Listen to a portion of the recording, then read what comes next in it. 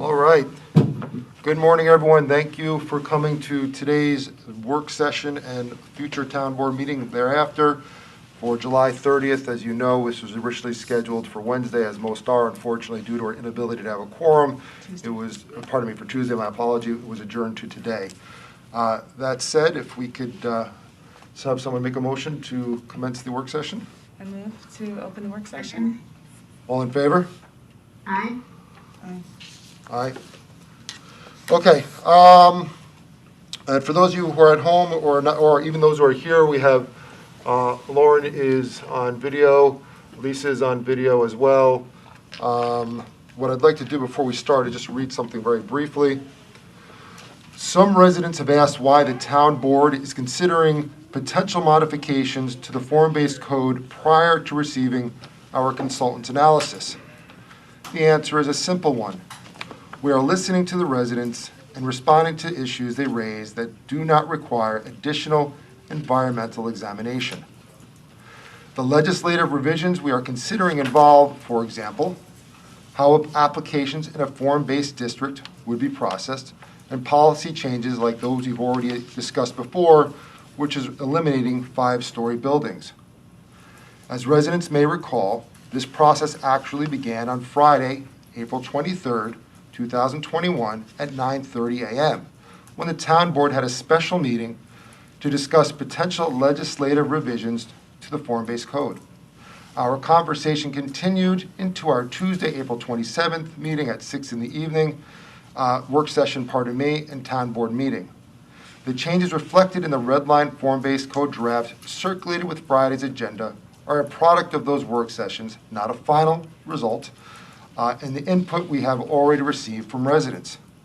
Some specific examples of the legislative changes being considered by the town board for the form-based code that arose from the earlier work session include enhancing the public notice requirements for applicants, better defining the development review process to fit our development department's existing practices and procedures and provide a clear roadmap for applicants, removing the allowance of 5-story buildings and reducing the visual impact of 4-story buildings, authorizing only the zoning board of appeals, not the director of planning, to allow land uses that are not specifically permitted in the form-based code district, authorizing the planning board, not the developmental department, to review any development that creates a new building lot exceeding 1/2 acre, allowing for additional architectural styles not otherwise permitted with the Architectural Review Board's permission and consent. I remind everyone that not only will there be a work session on the FGEIS tentatively scheduled for August 10th, but there will continue to be ample opportunities for residents to share their thoughts and issues with the town board on the environmental review and form-based code at designated times during public comment, at town board meetings, submission of emails for the purpose of public comment, and on the multiple dates provided in the tentative schedule. Again, please recognize this work session is for the town board to consider new amendments to the potential form-based code in response to the questions and issues raised by residents during the public process and to demonstrate our support for many of these recommendations. Thank you for your continued involvement, your patience, and taking a moment to understand the purpose of today's meeting. All right, with all of that said. Jeremy, with all due respect, I appreciate what you just said. But it should be noted that you're not actually speaking for the town board. You're speaking on behalf of yourself, because I actually agree with most of the residents who've spoken and think this is premature.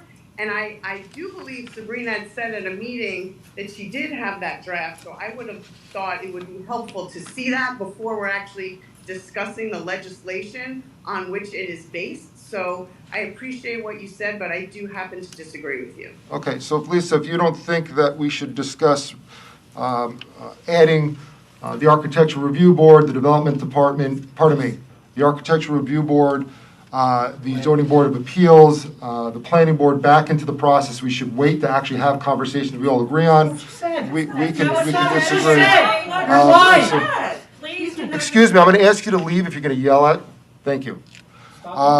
So Lisa, I think this is an appropriate time to discuss this. It doesn't mean we can't continue to discuss it.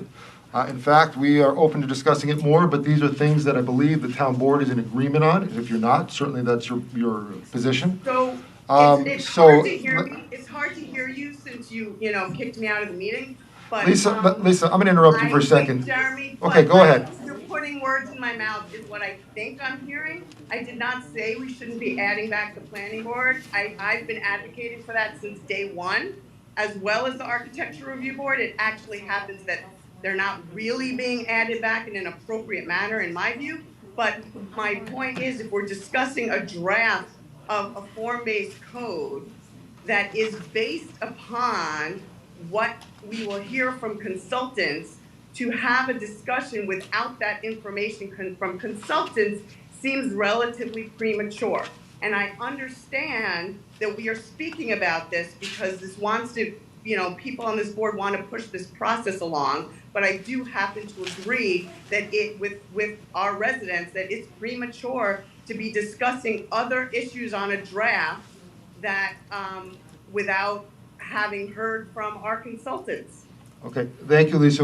I appreciate your comment, and I will say, to anyone here and at home, Lisa, you were not kicked out, other than the fact that you, Lisa, if you're gonna put that on the record, I'm going to share, Lisa, that hours before our work session that was scheduled, you advised, hours and about 2 hours before, you advised our town administrator that you had been throwing up, and you shared that with me, threw up on the plane, although you flew home from Georgia, you threw up at home, and you had a temperature, and we asked you to get checked for COVID, Lisa. And if you were not positive for COVID, I asked you if you were going to come to this meeting to please confirm that you were healthy, even if it wasn't COVID, because it wouldn't be fair to anyone here to potentially get sick. I did confirm So, that, Jeremy. excuse me, me, I'm not done speaking, Lisa. You can certainly respond when I'm done. I texted you, I know our council texted you, I know Jill texted you. You did not communicate for the past 48 hours roughly until you came in this morning and said, here is my COVID test, not sharing anything else. And as council shared with you, there are certain guidelines. There are guidelines here in our town. There are also CDC guidelines, and that's where we are. That's where we are, where we are. So thank you, Lisa. Nobody texted me. I have a negative COVID test. I have a reason why I had a fever, which has nothing to do with any illness that anyone can contract. Okay. So I appreciate that. Actually, for HIPAA reasons, is none of your business. But I do not have a COVID test. If I had a fever because I had COVID, I would have tested positive. And I tested negative both in a rapid and a PCR test, which were presented to you. I am not sick, and I'm standing outside of the meeting because I cannot hear you. Okay. Very well. Well, I understand that everyone else can hear me all right, so I apologize if you understand can't. reasons why you want to kick me out, but it's unexacceptable. It is unacceptable. It is unacceptable, Lisa. Thank you very much. All right. Wait, can I just say something? If I just want to make sure that I understand fully, because I apologize that I'm not present at town hall today. However, I did notice I'm located in Newport, Rhode Island. If anyone else is in Newport, they can join me. In any event, if I'm understanding correctly that Lisa does have a clean bill of health, I don't understand why she can't be in town hall right now. I just missed that completely. So Jill, can you confirm the policy for town employees? Okay, so the policy for town employees and the policy for our building is that if you have COVID symptoms, which with respect, Lisa did, that it requires a quarantine. I don't know how many days after Lisa, this is our town policy. So you can respect with it one way or the other, but this is what we're doing for our town. That we have a quarantine policy in place that requires you to be out for a minimum of 10 days. If you have a clean test, it allows you to come back after 7 days. Okay. That is our town policy. With respect to Lisa, this information was conveyed to her. I know she spoke to council. I know I provided her with a document that codifies our procedure. I also know that council texted Lisa, I texted Lisa, I would like texted to see Lisa. I don't know what's wrong with your phone, but you know, we have not heard from you in 2 days. We asked, you know. Bill, that's ridiculous. And I sent you an email even asking that you notice me on this meeting, which you did not do. Christina Because I just could not, did it in all now. good consciousness, Lisa, notice you to invite the public into your home if I didn't know that you were not. Bill, with okay, COVID. with all So- due respect, you That is did not not for you text to me. decide. Excuse me. Nobody texted me. And frankly, the policy, someone could have an ear infection with a fever and meaning they cannot be in the town hall is That's right. ridiculous. Yeah. Yep, that's our Yeah, procedure. that's Just like we wouldn't want ridiculous for teachers to somebody come to who's school if they had those vaccinated issues. With the negative test. All right, That has so- nothing to do with this. th- So I'm th- just putting it on the record that for political reasons, you decided to kick me out. All right, that would be unfortunate, but it is what it is, your position. I wish you would have shared your COVID test certainly prior to this morning at 8 o'clock or so. There was no I reason to, asked- Jeremy. I If it's additionally negative, asked, it's negative. I additionally asked if you We should- were we should- contagious, but with any other issues. So anyway, that being said, so Yeah, and it's none go of your ahead. business, but I'm not, as I informed you. Sabrina, why don't you start off? I understand that, well, not understand, you certainly have taken the time to go through and start to redline as a first or second or third review of our potential form-based code. So if you could please share with us your presentation. just No, I'm to kick this standing here. off. They kicked me out of the meeting. I'm waiting for the press. Council and myself have reviewed the code that was included in the DGEIS. Sabrina, talking to the mic, please. The review that we have undertaken was consistent with the spreadsheet of 8 issues that the town board discussed back in April. Those 8 issues, some of which we could not comment on or further explore in the actual legislation because they relate to analysis that is being done for the FGEIS. Other issues such as process, which are not really explored in the environmental impact study, are something that we could comment on now. So going through the 8 issues page by page, I'm prepared to walk you through some of those changes so you can understand where we have made changes to address the concerns that you resolved to make changes to in April. Okay, Great. so we're carrying forth. Before I do that, I really want to put this in the broader picture. We need to complete the environmental impact statement process, that EIS process, in order to get to the point where the town board can adopt legislation. Once the environmental impact statement concludes with a findings statement, we can then consider the actual form-based code legislation. So the draft that you have right now is a preliminary draft. I would expect additional changes to the language in this legislation that will occur once the environmental impact process is concluded, okay? So let's just put that out there right now. Once you begin to undertake the legislative process, and that process involves a public hearing, public comment, kind of all of those things that you do on a routine basis, once you make a decision regarding the legislation, if you decide to adopt it, it must be mapped, okay? We've never talked about this. Right now, we have an official zoning map. That mapping of this district is what activates the legislation. You typically don't create legislation, put it in our code book and say, we're done. We have to go through a mapping exercise to put it on the official map. That is what activates the ability for it to be activated. All right, and I think that that's important. So we are still in that in-between stage as we work to produce an FGEIS that you as the town board can accept as complete. We are not there yet. We do not have a complete document. And when I speak about complete, it's about a document that addresses all of the public comments we received. Okay, so there's a lot of work going on right now by myself, by council, by the consultant team to make sure we produce a document that is complete, that we can advise you that can be accepted. All right, Jen, do you want to add anything before I go through the code? No, I think maybe just to reiterate the two-step process for the local law. So as Sabrina aptly mentioned, we have the form-based code, which is the text version of the legislation that you've been considering. the second step in order to, as Sabrina said, quote unquote, activate the language of that text is really to map it in a particular geographic area within the hamlet. And as the board had discussed earlier this year, the intention is to limit that initial mapping just to the North Greeley area. So you will see that the ultimate outcome of this legislative process will be limited to that North Greeley area. And we anticipate that in the further changes that you will see to the form-based code will likely include some limitations in the actual text that correspond to that limited area.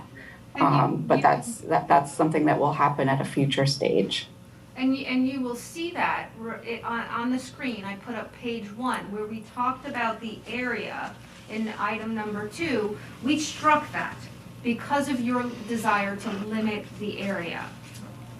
On page 2, again, it's a change that reflects that area limitation.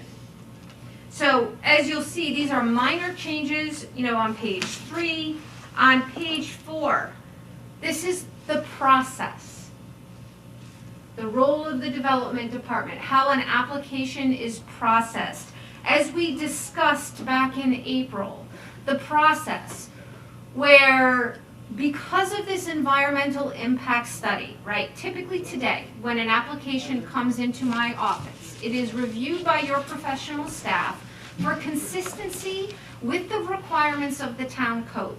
An example, where is the 100-foot wetland boundary? Is the development being proposed encroaching on that 100-foot boundary? Yes or no? Does it meet the front yard setback? Does it meet side yard setbacks? These are the things that relate to all of the codes that professional staff verify an application either does or does not meet. Creation of the form-based code and in the information contained in the environmental impact statement is creating additional requirements that will be codified for staff to verify that it meets the requirements. Okay, so a lot of times right now, an application comes in and it needs to be approved by the planning board, the zoning board, or even your board. You are given discretionary authority to approve of an application.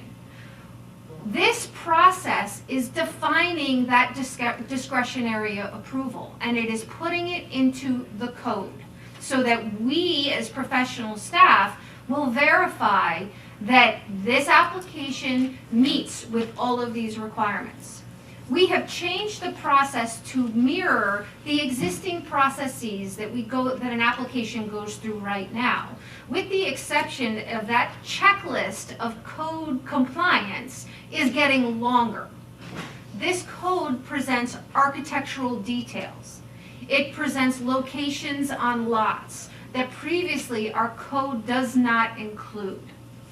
The process refines the application for the applicants to submit information based on checklists, based on consistency with architectural compendiums, and it really carries through a 3-stage level where you have an application submission, you have pre-application review, you have a completeness review, and then you have a final review.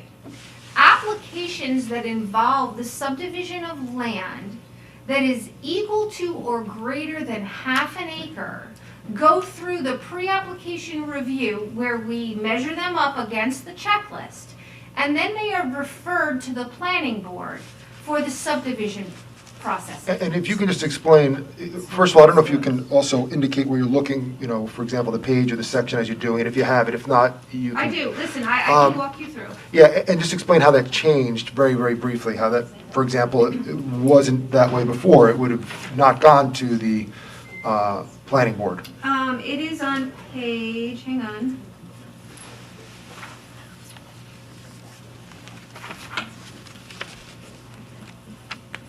If it's just easier, Sabrina, if you want to just go through it page by page, when you Let hit me it, go you hit through it. page by page, because I think there's a lot of different things that I'd like to point out Thank that you. meet with your requirements. And how it's On changed. page 4, we start talking about who within my office, the professionals, will review the application. That's A1. We took out, we struck a couple different numbers that were there to simplify this process. Again, this addresses the process element that you discussed in April. On page 5, we continue refining a 3-stage review: pre-application, completeness, and final. We then break it down to a pre-application section where you see red crossouts and blue type.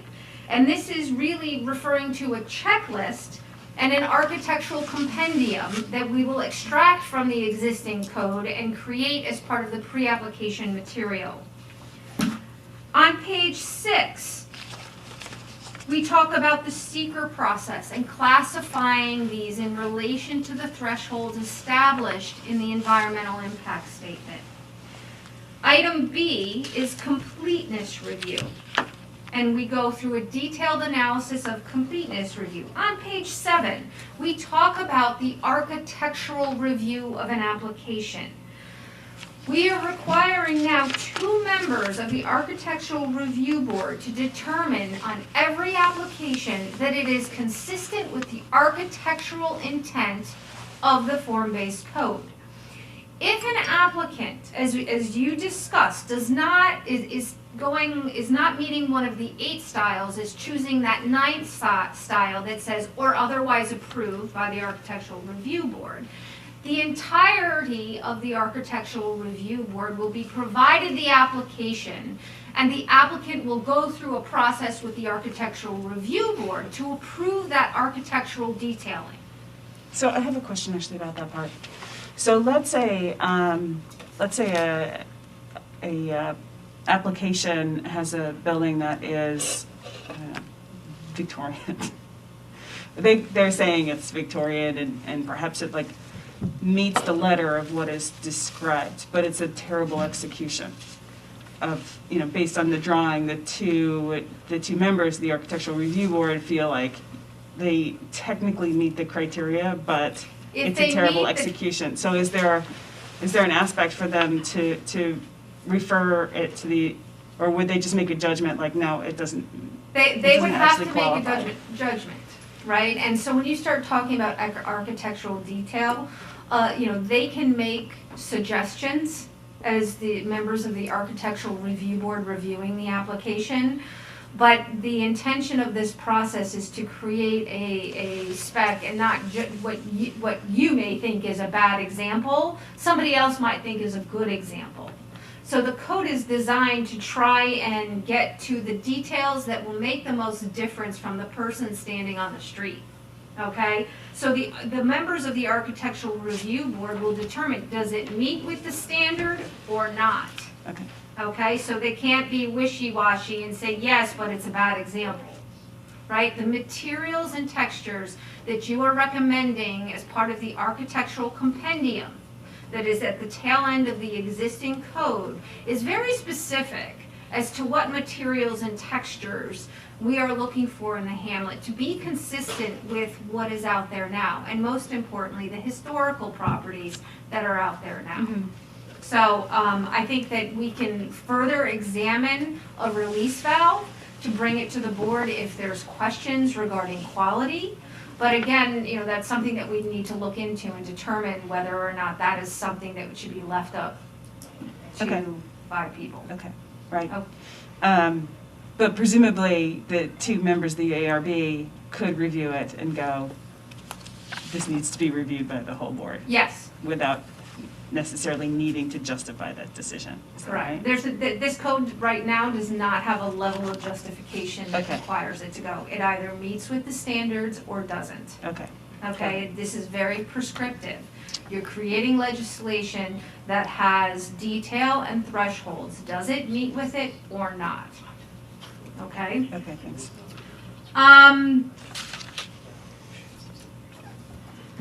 The next highlighted area on page 7 is about going to the zoning board.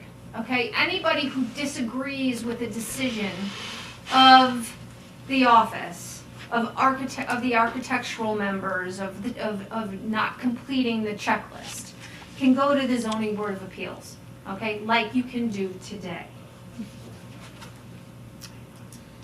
On page 8, it talks about issuing certifications after the pre-application review, after the completeness review, to certify that the application is complete so that the applicant can move on to the next process. And then it talks about a building permit. We did some strikeouts related to things that we changed in the process. And then if you go onto page 9, we talk about a special permit where the development department will do a pre-application and completeness review and then refer it to the appropriate board for the special permit review, very much like we do today. Element 4, variances, is the same as it is today. Number 5 is the neighbor notification. This was probably one of the first items you discussed in April and wanted to change.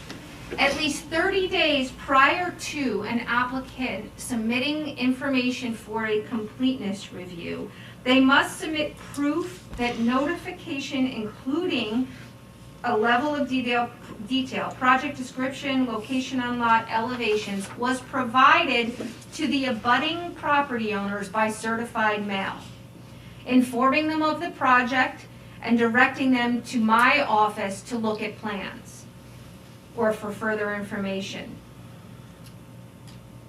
And Sabrina, what's the meat on that? Do we just notify them, but they really can't do anything about it? No, the application will not proceed if it is in my office until we have this verification that the neighbors have been notified. We also will. No, I'm asking about the neighbors. Let me finish the process and then I will answer your question. Okay. The neighbor or the notification of neighbors, the project itself will then be noticed in the papers and put up on the town's website. Okay, this is similar to what happens today. Okay? The neighbors will notify my office that they have an issue or they'd like to review the project or they will talk about the project. The code right now does not speak to that next step if there's any resolution that my office will further. Okay, that's kind of still waiting for more information. We're not there yet. So I'm sorry, one quick question. If they have issues though, those aren't made public like it would be at a planning board where they can come and speak? No, not unless the project is before the planning board for a subdivision or involving a subdivision of a half acre or more. Let me jump in there very quickly. Sabrina, most of the properties, I believe, in that corridor are 0.1, 0.2 acres, and they're not necessarily buildable in terms of expanding them. You'd have to aggregate them to allow for proper parking, Correct. flow of traffic, or flow of vehicles. So the practical reality is that you're going to see buildings, if anyone wants to combine them, it's going to be at least a half an acre. I can't. No, I don't think that's true. The village yard is only a third, so- and that's pretty big. So.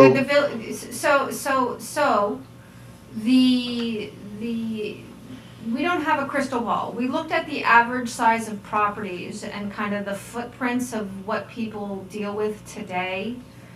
And the half acre came about because the half acre is most impactful to everybody else.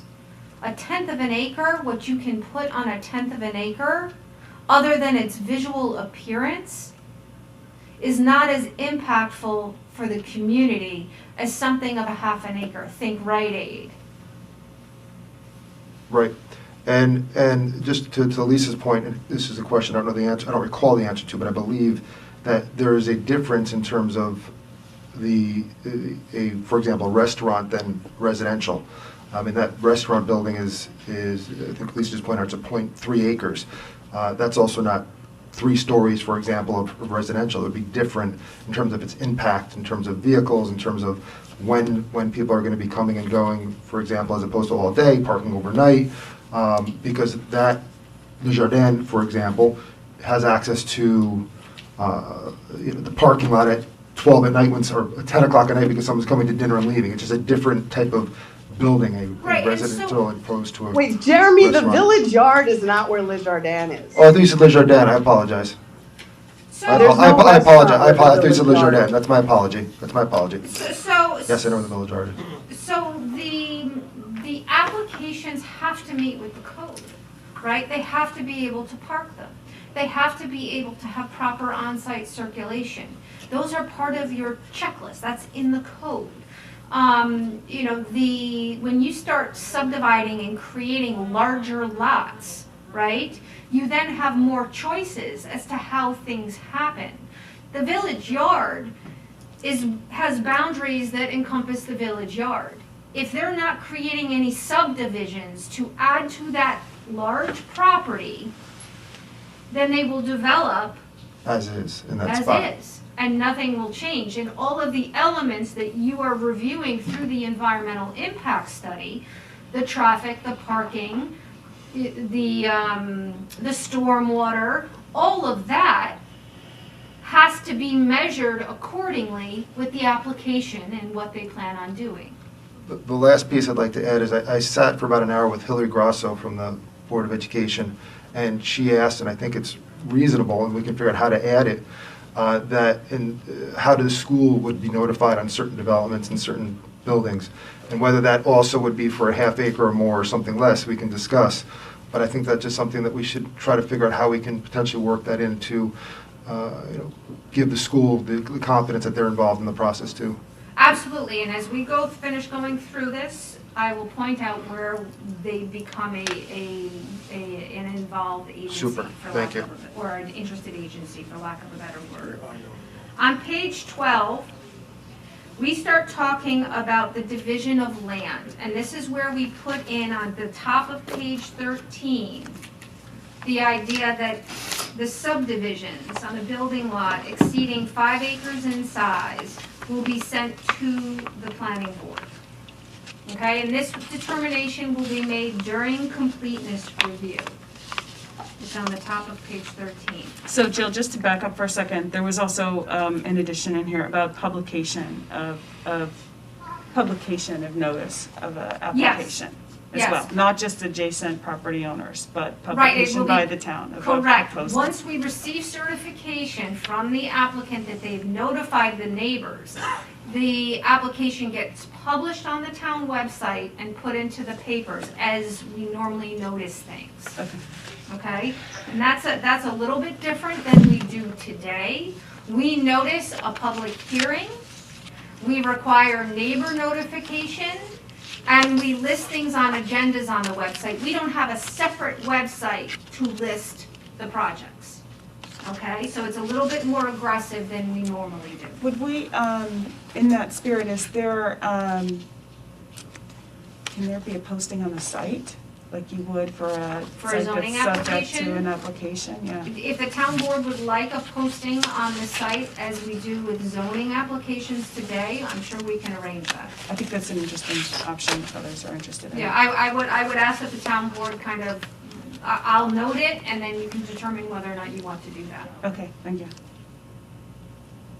So Sabrina, just to confirm, the planning board does not get involved unless lot lines change and it exceeds a half an acre, correct? As this is written right now, yes. So that would mean that like Rite Aid, which is only a half an acre, can develop without planning board approval? Yes.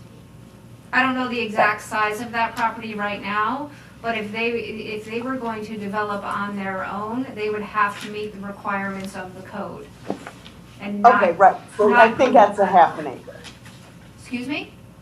Yeah, I think it's a half an acre, so they could just meet the code, whatever it says in the form-based code, and then they have reign as of right to develop without it going to the planning board, Correct. correct? Correct. They still have to go through the process Within the- otherwise. The Yeah, town. they have to go Right. through the process of the code and Yes. then go through a building permit Right. process. Yes, but then they can develop as of right under the code. correct.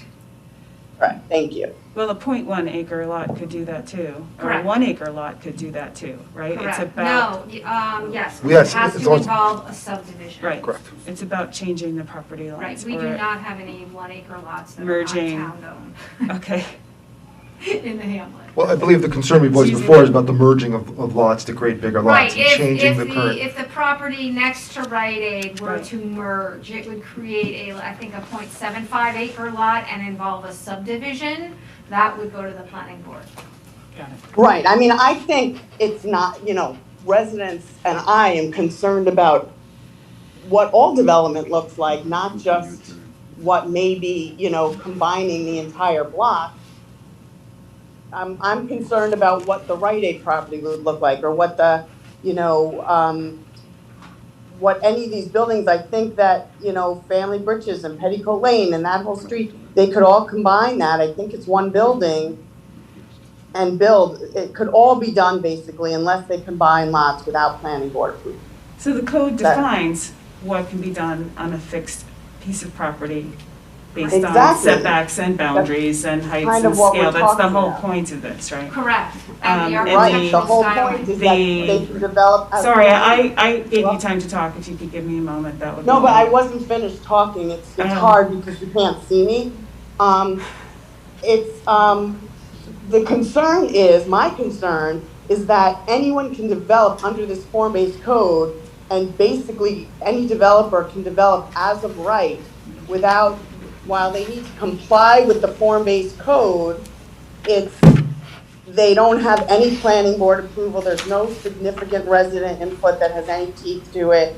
As long as they comply with the code, it's this color, this size, this height, they can basically develop whatever they want, essentially in our two, biggest properties that are downtown and the whole street.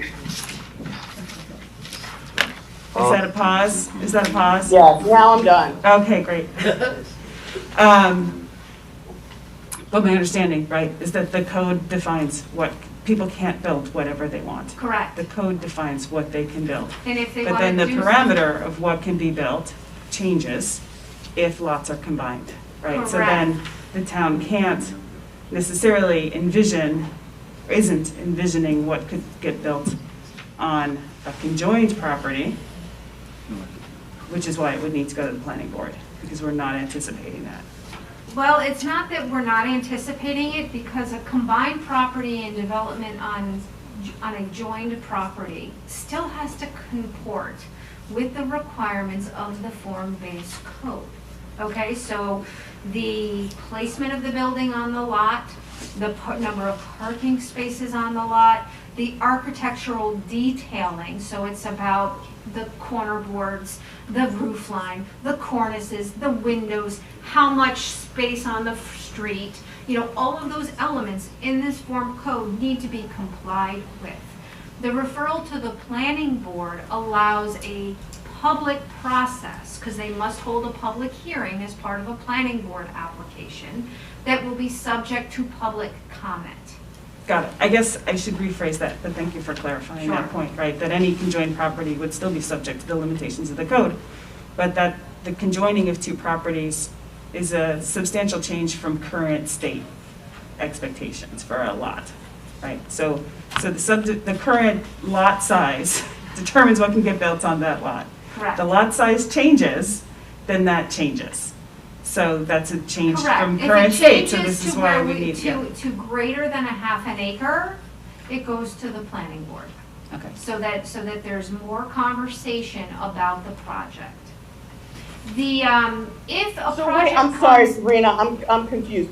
So 4.1 acre lots could combine without going to the planning board? Correct, Okay, correct. okay, got If it. a project So it's comes in. It's not any joining, it's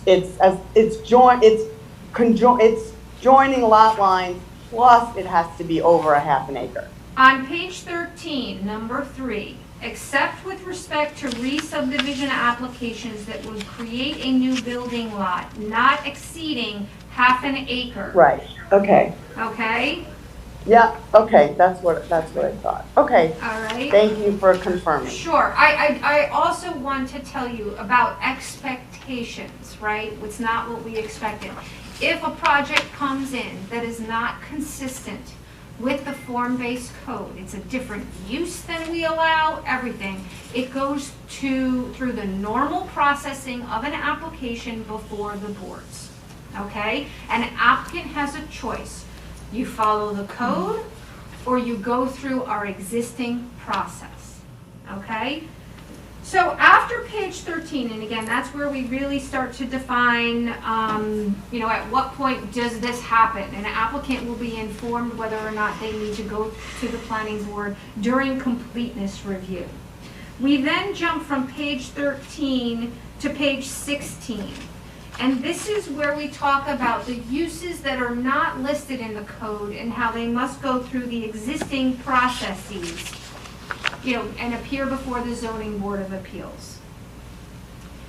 On page 17, that highlighted area, right? There's not a lot of changes there. We're still waiting for information on the FGEIS to help us further define the thresholds within which an application is going to be measured.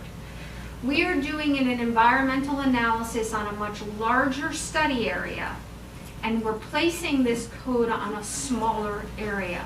We need to ensure that for that smaller area, each application meets with the thresholds of our environmental review.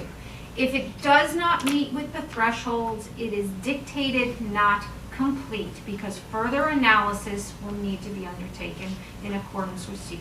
All right, that's really important to understand. On the bottom of page 17, it's a strikeout of the 5-story, striking it out to 4-story.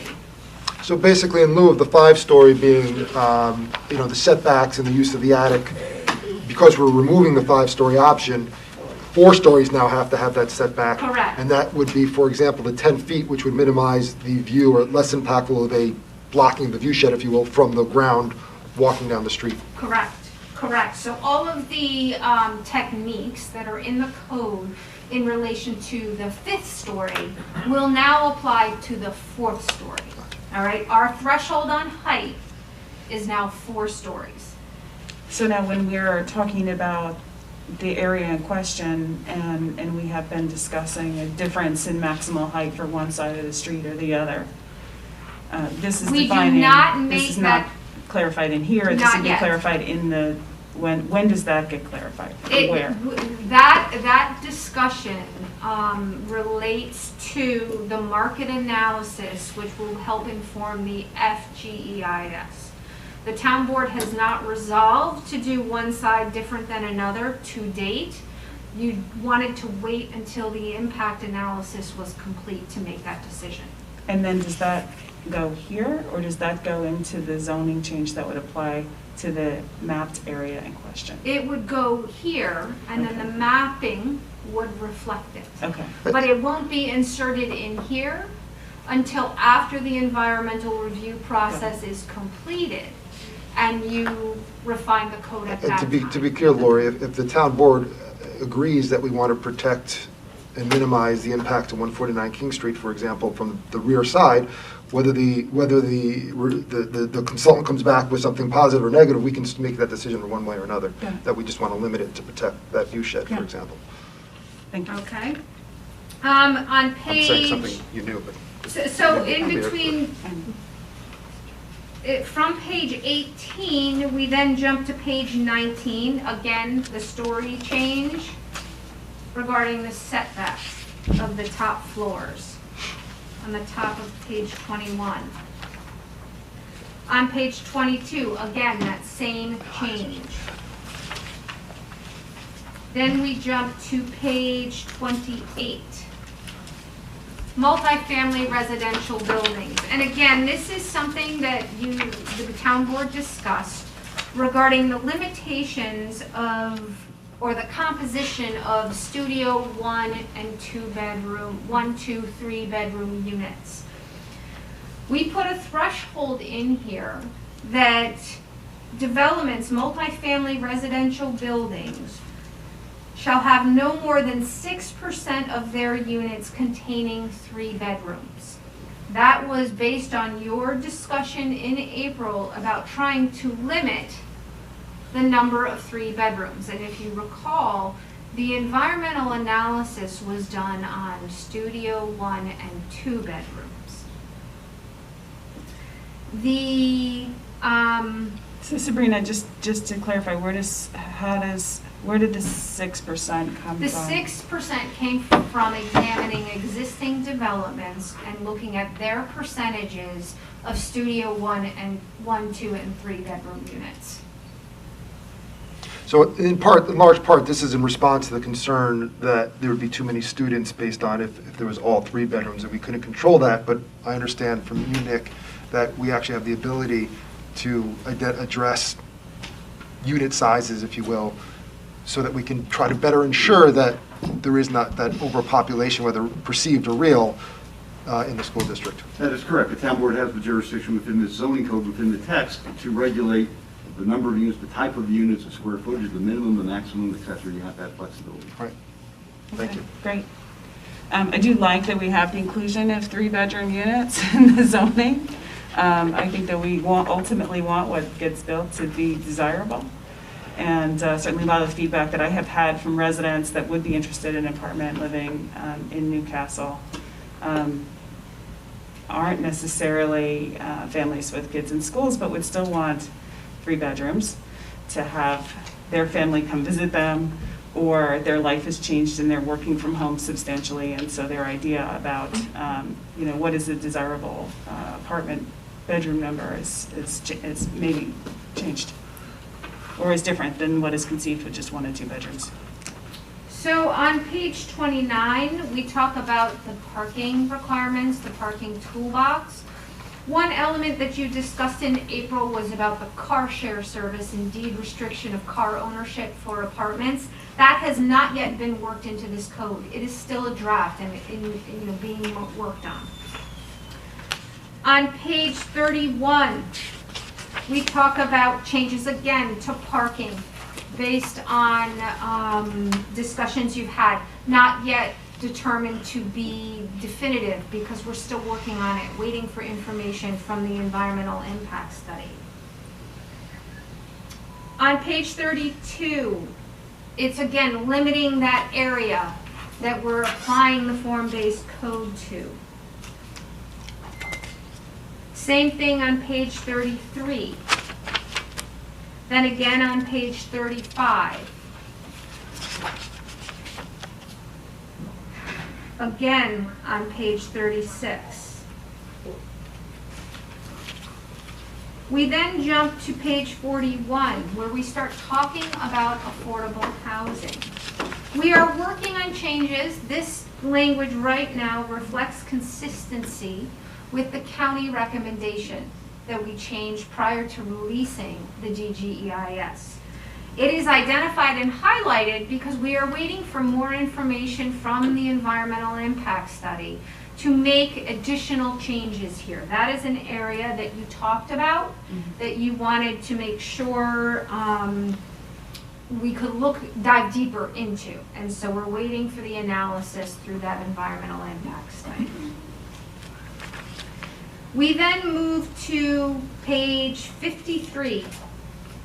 We added at the top of 53 the additional style, other style not listed above, which shall be subject to review and approval by the Architectural Review Board. Okay, that came out of your discussion in April. Then from page 54 through the top of page 68, all of that information before the glossary will be compiled, extracted from the code and compiled into a an application submission material compendium that will be provided to applicants along with a checklist requiring them to submit information that conforms to the code. So that this whole section will not be part of the code, but will be referenced and part of the submission information. Okay, and that's the extent of the changes to date to meet with your topics as discussed in April. Jen, did you want to add anything? No, Sabrina, I think you did a great job in going through, the changes that have been made to date. And I would just reiterate that, this is a preliminary draft. The board should expect more changes as we, complete the environmental review of the form-based code proposal. But this is just to kind of get the ball rolling and start implementing some of those discussions that we had at the work session back in April for provisions of the form-based code that are not directly reliant on the outcome of the environmental study.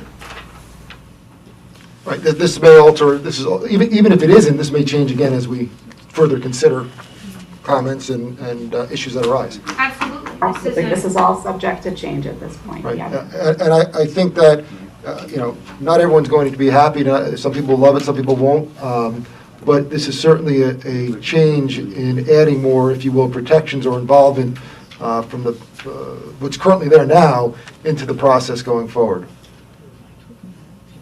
I'd just like to say, Sabrina, thank you so much for taking the time to go through this, because I will say that it's a quite dense document, and when we go on and off of these cycles of going through it, then we take 2 months and then go through it again. Like, I find it extremely helpful to just take a deep dive into the legislation and make sure that we're covering it, because the more we do this, the more we chip away at the issues that we certainly want to address immediately, especially as it relates to, the story heights, the neighbor notification, the the process in which applicants come to town hall, et cetera, et cetera. I truly believe that taking the time this morning was really helpful and super collaborative, and I thank you for going through it with us, Sabrina, and thank you, Jen, as well. Jen and Sabrina, is this being distributed to the planning board and the school board, et cetera, for their comments? Not at this time. At this time, no, I don't believe that's contemplated at this time because of the fact that it is such a preliminary draft. Once there's a more concrete draft towards the end of this process, and certainly prior to any public hearing on the final draft of the form-based code that you would be considering, that would absolutely be part of the process. Okay, thank you. You're welcome. All right, so we're going to hold public comment to the town board meetings when that happens. So those who are on home watching, I think there may be some questions I can't see from here, but I understand there may be some questions or hands raised online. There'll be an opportunity to be heard. Anything else we want to ask from the board of Sabrina? No, Jen? this is very helpful and seems responsive to what we had discussed in April. Appreciating that there's still a lot of editing to do based on new information that's continuing to come in. So it seems like the task here was to say, here are the changes we made in response to the issues we discussed in April. I believe they have been made. Thank you. So, Sabrina, first of all, can you stay here, because I'm sure there will be Yeah, questions I'll for stay. the, okay, thank you. Yeah. Nick, should we just adjourn the hearing, this today's process to, what are we doing to the So next this step? is just a discussion work session, so we So have it's no, not- okay. right, we have no need to take Nothing. any formal action. Okay, all right. All right, then. Okay, so we've got limited time this morning, and there are some matters that we must address. So I'm going to jump around a little bit on the work session. The next thing I'd like to direct the board's attention to is the refuse bids. We went out to bid on our 7-year refuse contract. It's up at the end of this year. We have gone out to bid. Unfortunately, we have only received back a single bid, which is substantially higher than we were anticipating. We would like the board's permission to take and actually reject this bid. We have reworked the RFP to allow for more flexibility in the bid results going forward. We have also been informed by council that the law changed between the last time we went out to bid and this time, and a 7-year bid, which had been our practice, is no longer allowed under state law. 5 years is the maximum. So we will be restructuring the RFP for a 3-year term with 2 1-year extensions on the mutual agreement of both parties, and hoping that that flexibility will allow us to take and get some additional bidders and hopefully some better numbers. So I will be asking the board for that approval. Lauren, in the resolutions that we have before us, I think it's number 4. If I can ask the board to just approve it, I just want to make sure that these resolutions that we absolutely positively must get approved today. Yeah.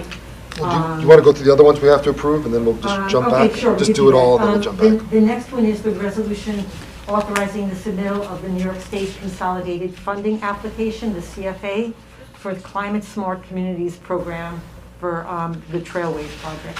So this is our CFA application for a $1 million grant with it's actually 500, it's Thought it was a half a 50% million. grant match from the town. So it's $500,000 grant, $500,000 contribution, and this is again the board's commitment to the chap line, but with the understanding that this is a very expensive project, and unless we can secure the funding, we can't move forward. Right. So this is our attempt to be taking advantage of the grants that are available, have been advertised, and so we will be asking for a resolution on that as well. Next is the resolution authorizing the submittal of the New York State Parks, Recreation, and Historic Preservation for Recreational Trails Program Grant, and sorry, very long title, but it's the Burden property. We are looking for a $130,000 grant to take and relocate and rehabilitate the trails in the Burden Preserve to make it more usable. And we're very excited about this project. Recreation and Parks has been working very hard on it, and we're very excited over the prospect. So here are these 3 resolutions along with our payment of claims. And if I can impose upon the board, I'd like to be able to just take and do these resolutions right now, and then we can go through. Actually, Nick, do we have to adjourn the? Yeah, we might as well just go through the remainder of the topics on the administrative items. So we took and went out to auction our surplus vehicles.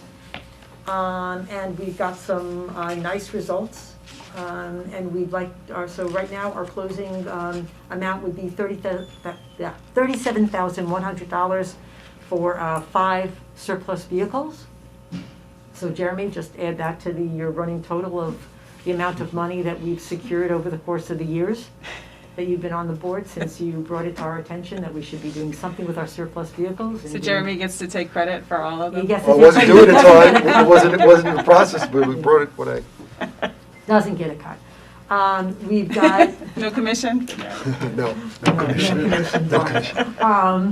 The next thing is the authorization to purchase hardware and engineering services for data transmission restoration at the Hudson Hills Lift Station.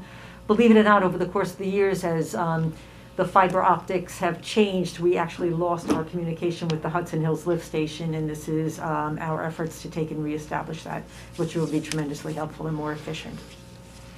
The next is the awards of bids for the purchase and installation of highway maintenance materials. Let's see, it's service and materials for 1 year. Next is, let's see, the next is our authorization to obtain surveying services for water main replacements. So we've got water main replacements that we are looking to replace on, let's see, we've got Pine Cliff Road, Williams Lane, and Ridge Drive. And then the second project would be Alden and the intersection of Winthrop Road. So the surveying in this instances would be for us to be, this would be the preliminary step for us to do our concrete lining of these aging water mains. So it's a preliminary step, and so we're moving along with the hopes that in spring of 2022 that we will be ready to start on these projects. The next is authorization to join our New York Water Wastewater Agency Response Network. So basically this is a a mutual aid agreement and structure for water and wastewater agencies. So hoping to basically bolster our responses to problems. Next is purchase of line striping, just exactly what it sounds like. We're repaving quite a few roads this year. In addition, we need to take and restripe. They fade over the course of time.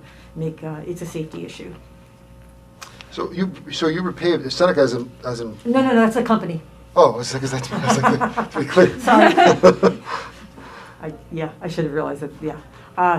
No, Seneca is the name of the company that we're going with. The next is approval of a noise waiver.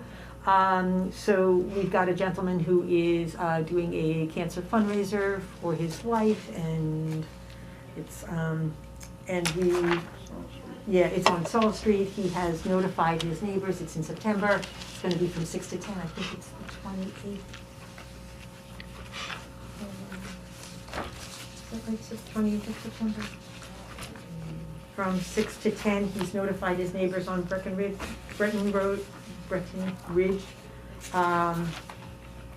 He's invited them all, and this is, we don't do it often, but Mount Kisco Country Club, when it comes to fireworks for the holidays and things like that. So, 25th. We have spoken to the chief. The chief will have officers there to make sure that traffic is under control and parking is proper. So chief has no objections with it. Administration has no objections with it, so we're just waiting for the town's approval. Okay, and we've gotten no comment back from notified neighbors. No, so, well, yeah. Would that come to us, or does that, like, he notifies the neighbors and then? Yeah, and he'll give us proof of it Okay. as it comes down. He's And invited. then in that all the time. notification, it says, what does it say? If you don't like it, call the town, or like you It call me? basically What gives does them it the say? courtey of letting them know that they're only going to be, it's from 6 to 10 Okay. at night on a Managing Saturday night, expectations. and everybody's welcome. Okay. Is everyone invited? I think you are. Okay. And actually, at this point,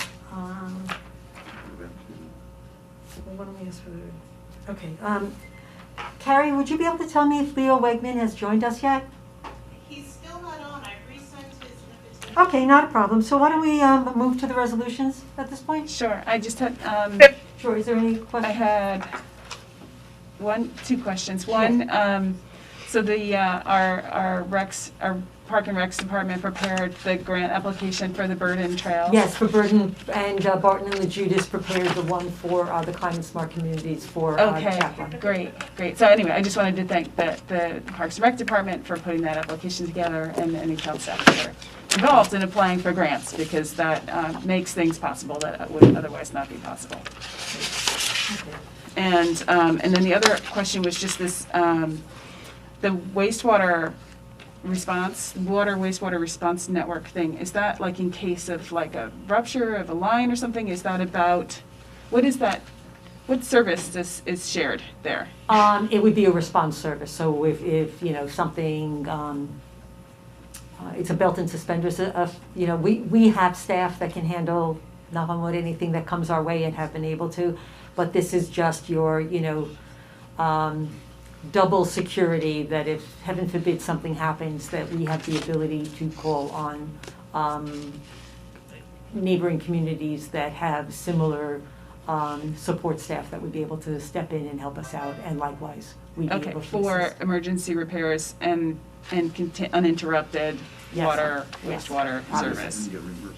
Yes, and we get reimbursed for it, which is Okay. even better. Okay, great. Yeah, I just didn't understand totally what the substance of that Yeah. mutual aid involved. Thank you. Okay, that's all my questions. All right, so should we move to adjourn and? No, question. Sure. The discussion, Jill, on the fees that you want us to pay for the printing of the required mailing material. Oh, I'm The sorry. last one here. Yeah, the last one. Wait 1 second. I actually, there's stuff in the work session that's separate from the, Where's, keep it down. right, for the mailer. Yes, for JM printing, yes. What's that amount? Christina? I believe it, thank you. I don't have it in front of me, but it was $7,000 and I think $300. It was the lowest they'd received. Up $7,619. And 1 cent. And 1 cent. Yeah, we had tried to do this through the Westchester County Share Services, and actually theirs came up to be $2,000 to $3,000 more. They were at 87,000. Yeah, $8,700. without doing the envelopes or delivering them to the mail house. So without those additional services, they were $1,400 with just, for a lesser product, if you would. Got it. Okay, and is there, did they incrementally set forth the cost for everything in there? Insofar as what? Like, in other words, the propaganda piece on the form-based code that was mailed in that mailer that town board didn't get to review? Like, I don't know that I'm okay paying for that. I mean, I'm curious what the incremental cost was for that piece. Did they break out per piece of paper? Yes, they did break out, and can you but share the what that- entire mailing was approved by the town board before it went out. Whether every member agreed with that decision, Well, no, but we weren't told there was going to be a propaganda piece that we hadn't reviewed the version of. Usually what goes out in that is obviously the water statement, but there's also things about dog leashes, registering your dog, and, important factual community information, which we do every year. This was a piece that's not generally included in that packet. Well, in fact, while you were deputy, I think we sent one out as well, did we not? No. When Rob Greenstein was supervisor on the code? yeah. So, okay, and were the costs for this in line with previous costs for the annual Yes. mailer? Thank Great, you. thank you. All right. Any other questions from the town board as to the work session? And I do note that we have Mr. Wegman present. Lori, I'm just mindful of your time. Yeah, thank you. It's okay. Mr. Wegman is actually here to give us a short presentation on the solar. So I Okay. think we've got time to do that. Sure. Move at 10:30. Yeah. Carrie, would you be able to unmute Mr. Wegman? And I don't know who the person is with Mr. Wegman, but, there we go. Better. Thank you for coming. You've still got the red mute on. Yeah, you just need to unmute. There you go. Thank you. Good morning. Good morning. Good morning, everyone. Good morning. Thank you for making some time for Sustainable Westchester. As you know, Sustainable Westchester is a nonprofit organization, and Newcastle is a founding member of Sustainable Westchester, and we bring sustainability programming of all different sorts to the 45 cities, towns, and villages in Westchester County that are members of our organization. And we've really enjoyed working with Newcastle over the last 5 years to do that. And we have a program whereby New York Power Authority electric supply customers, such as the town of Newcastle, may enroll electric meters into a solar credit program to earn solar credit discounts on the supply. The Newcastle has provided us with information about the New York Power Authority meters that are serving town-owned facilities such as the filtration plant, and Claire has done a little bit of calculation as to what the potential savings might be for enrolling the meter for the filtration plant into a solar credit program. Claire, do you want to describe briefly? Yes, so thanks, Leo, and thank you, everyone. So we have, thanks to you all, we were able to review the NYPA data that NYPA shared with you all. This NYPA data is electric meter account information for the town of Newcastle. And we can initially allocate several electric accounts, which can result in about $15,000 of annual savings for the town. And one of these meters is the filtration plant, but then there are several other electric meters that we'd be able to enroll right away.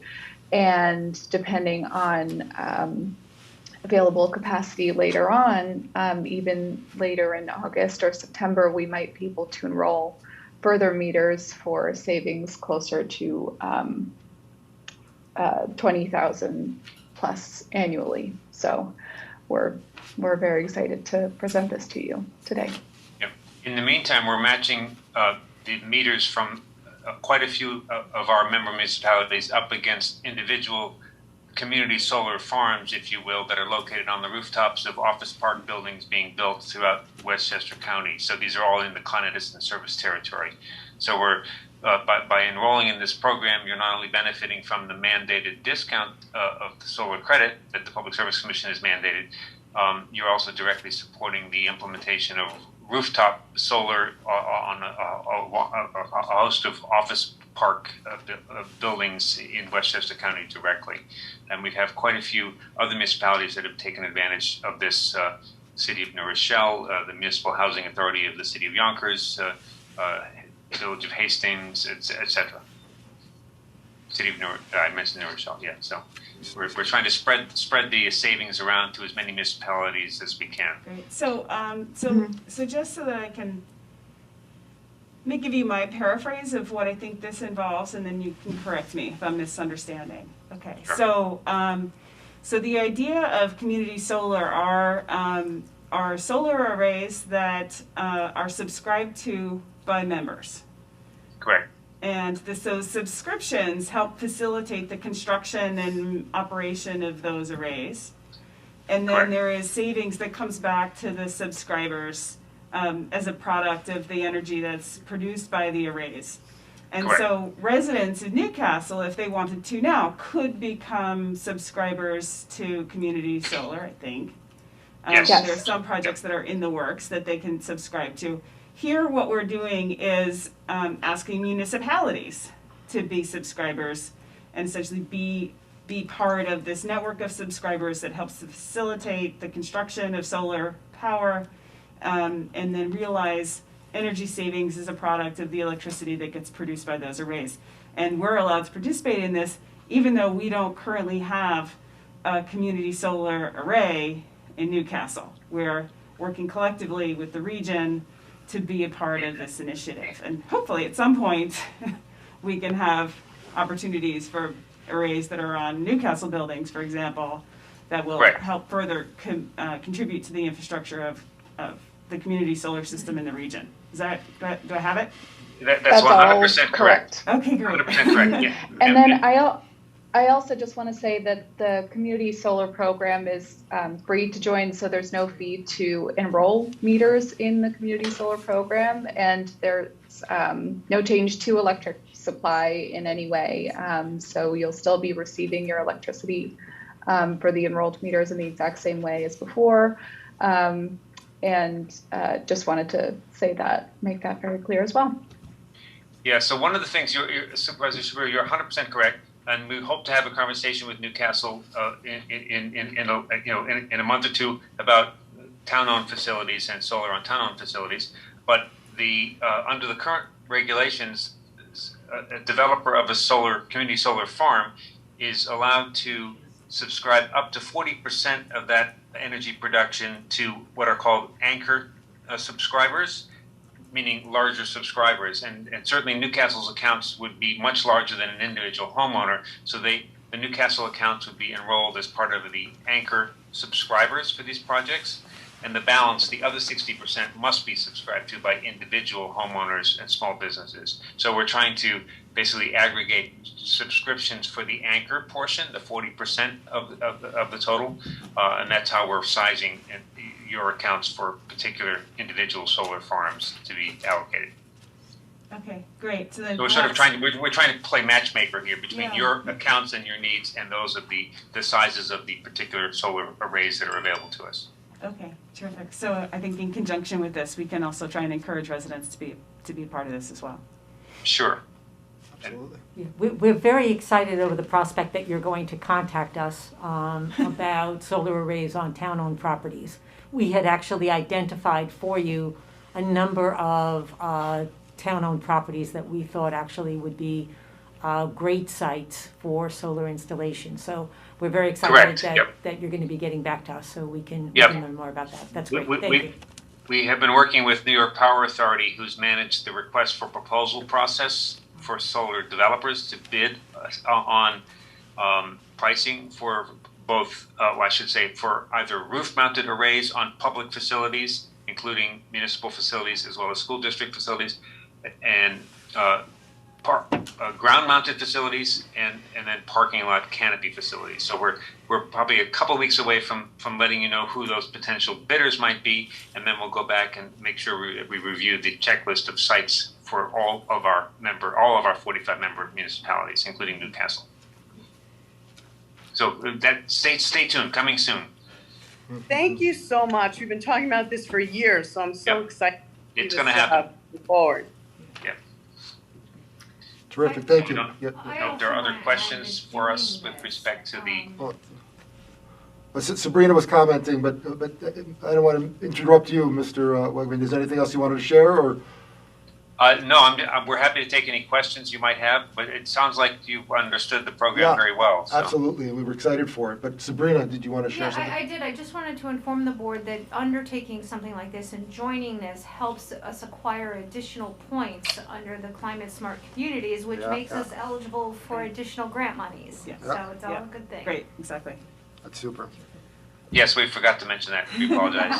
It's not lost on us, fret not, don't It's worry. not double dipping. You're just getting additional points. All right, super, thank you very much. Great. Thanks so much. We are Thank you both. excited to be part of the solution. Thank you. So the Thank next you all steps so for much. the board, the next steps are reviewing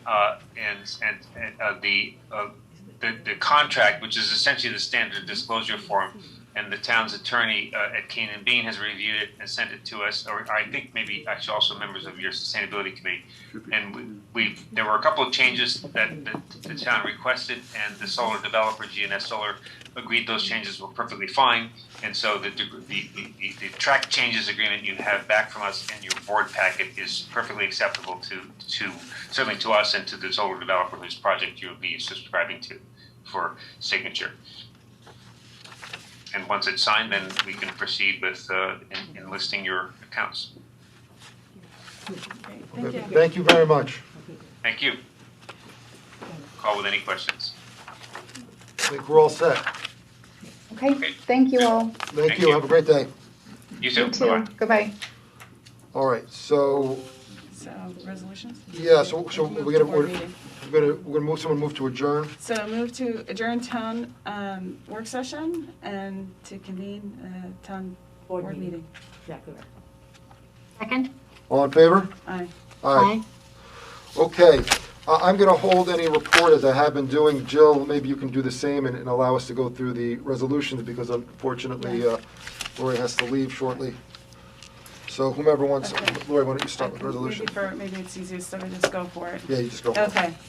I move to approve the consent agenda as submitted, consisting of adoption of minutes from June 15th, 2021, authorization to accept vehicle auction results, authorization to purchase hardware and engineering services for data transmission restoration at the Hudson Hills Lift Station, authorization to award bids for DPW 2021-06, purchase and installation of highway maintenance materials, authorization to obtain surveying services for water main replacements, authorization to join New York Water Wastewater Agency Response Network, authorization to purchase line striping from company Seneca, authorization to approve noise waiver for Sarles Street event, authorization to approve printing services for the annual mailer for JM Printing, resolution authorizing the submittal of a New York State consolidated funding application to the New York State Climate Smart Communities Program for funding to complete the Newcastle Chapline Trailway project, resolution authorizing the submittal of the New York State Office of Parks, Recreation, and Historic Preservation Recreational Trails Program Grant, Burden Trail System Rehabilitation Project, and authorization to accept 2 retirements, Newcastle Police. Someone second? Second? Jill? Yeah. Jill? Yes. Can you hear me? I just want to confirm, I believe I was noticed, so that now I can, right can before vote. the meeting, so Yeah. that now I can vote. Yes. All right, Okay, Lauren, did you thank you. second? Yeah, I seconded. Oh, I'm trying to hear you. All in favor? Aye. Aye. Aye. Okay. Move to approve the payment of claims in the amount of $870,780.35 listed on the summary pre-check writing report and detailed voucher detail report, both dated July 26, 2021. Checks will be issued and mailed to each claimant listed on Wednesday, July 28, 2021. Second. All in favor? Aye. Aye. Aye. Move to adopt a local law to create Chapter 34 of the Code of the Town of Newcastle concerning residency requirements for certain public officers. Second. All in favor? Aye. Aye. I move to adopt the following resolution, whereas the town of Newcastle has a history of supporting renewable energy, and whereas participating as a subscriber in community solar provides an opportunity to benefit from financial services savings while supporting local renewable energy generation, and whereas the town of Newcastle has an opportunity to enroll in a community solar sustainable Westchester community solar program, and whereas the total credit amount of that appears on the town's Consolidated Edison or New York Power Authority bill will offset the town's electric charges, and this credit amount will vary each month depending on the output of the solar system, value of distributed energy resource credit rate, and the town's individual allocated portion of the community solar project. Now therefore be it resolved that the town board of the town of Newcastle hereby authorizes the town supervisor to execute the attached community solar credit agreement with G&S Solar for the town to purchase community solar credits as a 10% their value, subject to final town attorney review and approval. And be it further resolved that the initial term of the agreement shall be 2 years and will commence on the date of the first utility bill displaying credits, and following the initial 2-year term, the agreement will automatically be extended on a yearly basis under the same terms unless either party elects to terminate the agreement. Second. All in favor? Aye. Aye. And if the refuse bid was, you have that? Lauren, do you have the fourth one? No, It's all right. I It was don't. added, it's slipped in later. Yeah. It was added late edition, but Okay. You can go ahead and read it. I'll just read it. Move to adopt the following resolution, whereas the town issued an advertisement for bids for the municipal solid waste and recycling services, and whereas at the close of the bidding period, the town only received one bid proposal from Sanipro Disposal Services Corporation, and whereas receipt of just one proposal bid does not provide for comparison of competitive bids to ensure a fair price, and the value of the bid submitted was exceedingly high. Now therefore be it resolved that the town board of the town of Newcastle hereby rejects the proposed bid from Sanipro Disposal Services Corporation and authorizes town staff to make certain modifications to the scope of work and rebid the contract. Second. all in favor? Aye. Aye. Aye. All right, there's been a request for a break. Why don't we take a break now, and Lori, We're gonna One more? hold this one. Yeah, and it dawns on me that we skipped over Douglas Park. Oh, yeah. You gotta rename it. If we could just talk about it real quickly. Okay. So, Douglas Park is, it was on the consent agenda, so I don't know if we have to pull it and then we approve it. But Douglas Park is a small sort of traffic circle, triangle right off Douglas Park. It's been requested that it be renamed the Jean Craighead George Park in honor of our celebration of her and her body of work. It would need town board resolution to approve that. We've gotten neighbors letters of support, as well as Ray Williams on behalf of the Historical Society, and we'd like to be able to move ahead with the celebration and the renaming. So just a motion here. Just a motion to approve that. Okay. so move. So moved. I move to approve the renaming of Douglas Park to Jean Craighead George Park. Second. All in favor? Aye. All right, Thanks so much. Okay, great. all right. All right, and now you need a break? Yeah, let's read it. So will someone move to adjourn? And then we'll come back? 5 minutes. adjournment? Five Adjourn for minute? break. Does that Sure. work for you? Yeah. Okay. Okay. See you tomorrow. Second? Second. Oh, Yeah. second. Oh, you have to Did I move it. You I move. move to adjourn for 5 minutes. Second. All in favor? Aye. All right, thanks. Okay, Okay. all right.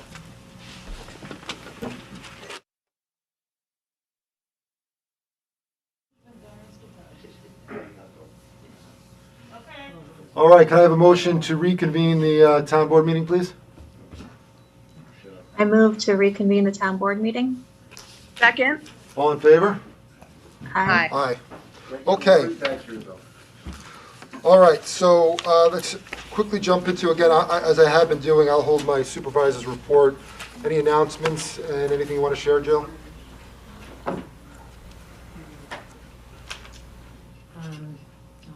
No? Okay. All right, so now we're going to open up the floor to public comment. So please come up one at a time, mask on, please, and feel free to share your thoughts and just identify who you are. Ben Herman, I see you're up. Come on down. I've done half the work for you. Morning, everyone. As you know, Ben Herman, 10 North Place. I have just 3 items that I want to mention today, so a little briefer than some of the other times you've heard from me. The first is in relation to the bedroom regulations and breakdown. So the issue raised during public comment by me as well as the school board in relation to student counts related to the distribution of 1-bedroom and 2-bedroom units, not 3-bedroom units. As drafted, the code currently allows for buildings that are 100% 2-bedroom units. The result can be a student count inconsistent with the student projections the town and its consultants have produced. In fact, the student count would be double the number the town has in the DGIS if you utilize 91 Bedford as an example of what developers build in new construction.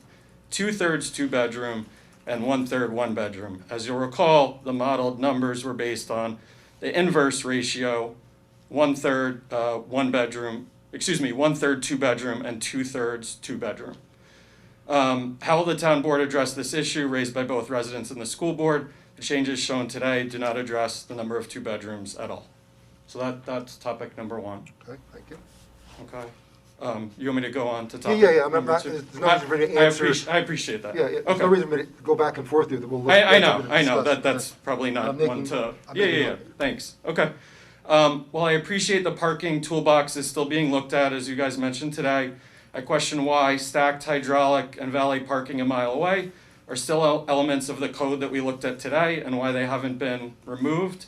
I would urge you guys to please consider the removal of those elements of the parking toolbox. So that was item number 2. And item number 3 relates to planning board review. There are a lot of unknowns with respect to larger properties. I question the appropriateness of planning board review of lot combinations over a ½ acre, but existing ½ acre lots would not be subject to planning board review. The resulting building in either scenario will be significant in size.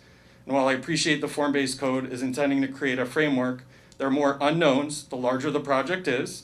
I ask you to consider a planning board review for any project over a ½ acre, irrespective of whether a re-subdivision is done. And I will email you those comments so it's easier for the record, but I appreciate you Please taking do, and notes. add them to public, email to I public will, comment. I will. Thank you. So that's it. So thank you everyone for your time. Thank you for your input. Thanks. You don't have to raise your hand as long as you have your order. Come on up. Thank you.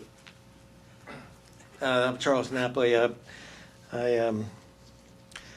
gonna read something that has to do with architecture since I've been doing that for 52 years in this town. Yeah, got here when I was 29, and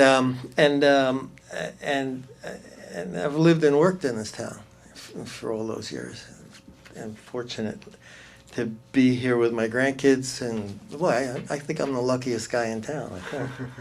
But anyway, I'm going to read this because it has to do with the styles. And just also share it up to public comment.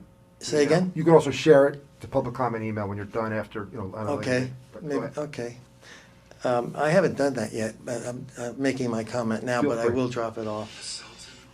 I'm going to read this because somebody asked me about architectural styles, and I wrote that I don't have the words with which to describe instinct, emotion, and the context-sensitive thinking that's the art part of architecture.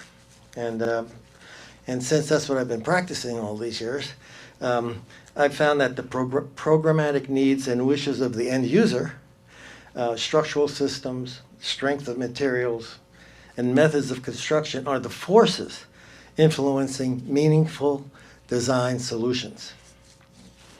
And so authentic architectural expression evolved not out of whim, but practicality, from what materials are available, or responding to climate forces, or vanity, or safety, or financing limits.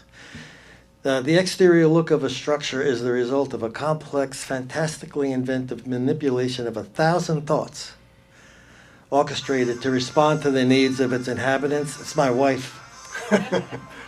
Can't miss that. Disagree?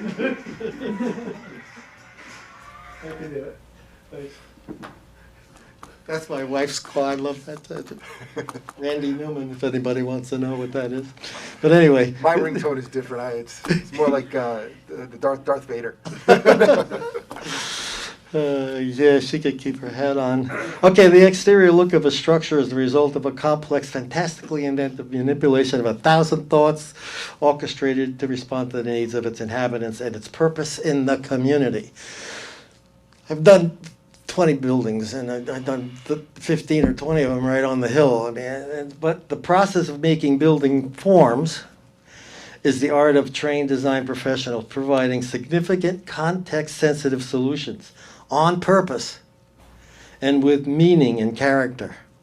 So my point is that there should be no need for out-of-context, inauthentic building faces representing our community or the character of our people.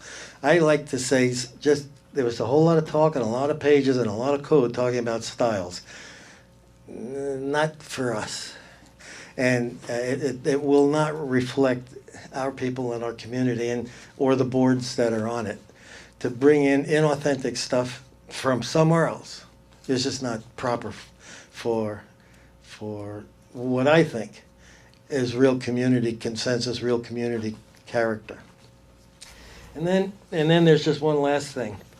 This all ties together because I wish there was a way to reorient the direction of the talking points to include aesthetic character instead of building height distinctions, number of stories, and parking garage arguments that serve only as distractions from the most critical secret topic, the State Environmental Quality Review Act topic of aesthetic impacts to our community character. Community character and architecture, that's really the basis of all these forms that we're proposing. And I think we ought to spend more time on character and quality of the architecture. And it might be the profession that's screwing everything up and therefore needing to have some help in deciding what the design of this place should look like. That could be a problem. But that needs to be addressed. We need to have better design quality and responsive to the people's needs. Thanks. Thank you, Chuck. Members next, please feel free to step up. How are you, sir? Good morning. My name is Tony Pauline. I've been a resident of Newcastle for more than 18 years. And my question to the board is very simply this as far as it pertains to form-based code. What exactly are you going to do for us? Now, who is the us that I'm referring to? As I said, I've been a resident of Newcastle for more than 18 years, but unlike 99% of the people who speak at this microphone, I don't live in Chappaqua. I pay Chappaqua-style taxes, but I live in the Bedford Central School District portion of Newcastle. Come to our area of Newcastle, and you'll notice that the roads and the infrastructure in our area of Newcastle are crumbling into disrepair. Yet while our taxes go up and our infrastructure continues to crumble, it's our tax dollars that are being used to pay for multi-million-dollar road reconstruction projects out here in Chappaqua. It'll be our tax dollars that are used for the construction and the upkeep of the proposed $10 million bicycle path in Chappaqua if it's approved. A bicycle path that few of us have any use for and even fewer will use. And best of all, while our roads and infrastructure continue to crumble, while our town services continue to deteriorate, while our school district continues to flounder, it's our tax dollars that are being used for a massive research project which will eventually end up in brand new residences being built here in Chappaqua. Brand new residences that will require new infrastructure, new roads, new sidewalks, and new and improved services. The same things that have been deteriorating in our area of Newcastle the past 10 years, despite the fact that our taxes keep increasing. And what of the school district? Just like our property taxes are funding Chappaqua, our school taxes are funding the town of Mount Kisco. What do I mean when I say that? This current school year, Newcastle residents who are part of the Bedford Central School District, such as myself, were charged school tax of more than $15,000 for every $1 million of assessed home value. Your home was assessed at $1 million, your school tax bill before deductions or exemptions was $15,200. Mount Kisco residents, they're paying barely $11,000 for the same $1 million of assessed home value for use of the same school district. A difference of almost 30%. A difference of almost $4,000 per year per household for use of the same school district, despite the fact Mount Kisco uses more than 15 times the resources in that school district that we use. So what are you going to do for us before you move ahead with this code, form-based code? Are you going to come into our area and rebuild all the roads that are deteriorating and decomposing like they seemingly are on Corton Avenue? I challenge all the board members to come to our area of Newcastle, inspect the roads in our area. Seth Canyon Drive, Allen Drive, Lois Place. Look at the roads, and I dare you to tell me that roads in these conditions will be tolerated here in Chappaqua. Are you going to use the same amount of money that you spent so far on form-based code, almost $600,000, to defend and represent us against Mount Kisco, to stop the tax inequality and the tax inequity that we are suffering at the hands of that town in the Bedford Central School District? And if there's no legal means to fight them, as one town administrator has told me, and I tend to believe and trust her, are you going to spend the same amount of time and effort that you spent on form-based code to devise a plan to expand the borders of the Chappaqua Central School District, to get those of us who are on the borders, who want to get out of the Bedford Central School District, because we are sick and tired of funding Mount Kisco, to give us that opportunity? Before you move ahead with form-based code, before you spend another cent of our tax dollars on it, exactly what are you going to do to improve the lives of those of us who live in Newcastle but don't live in Chappaqua and pay Chappaqua-style taxes and have had to deal with decomposing and deteriorating roads, infrastructure, town services, and a school district year after year after year for more than a decade now?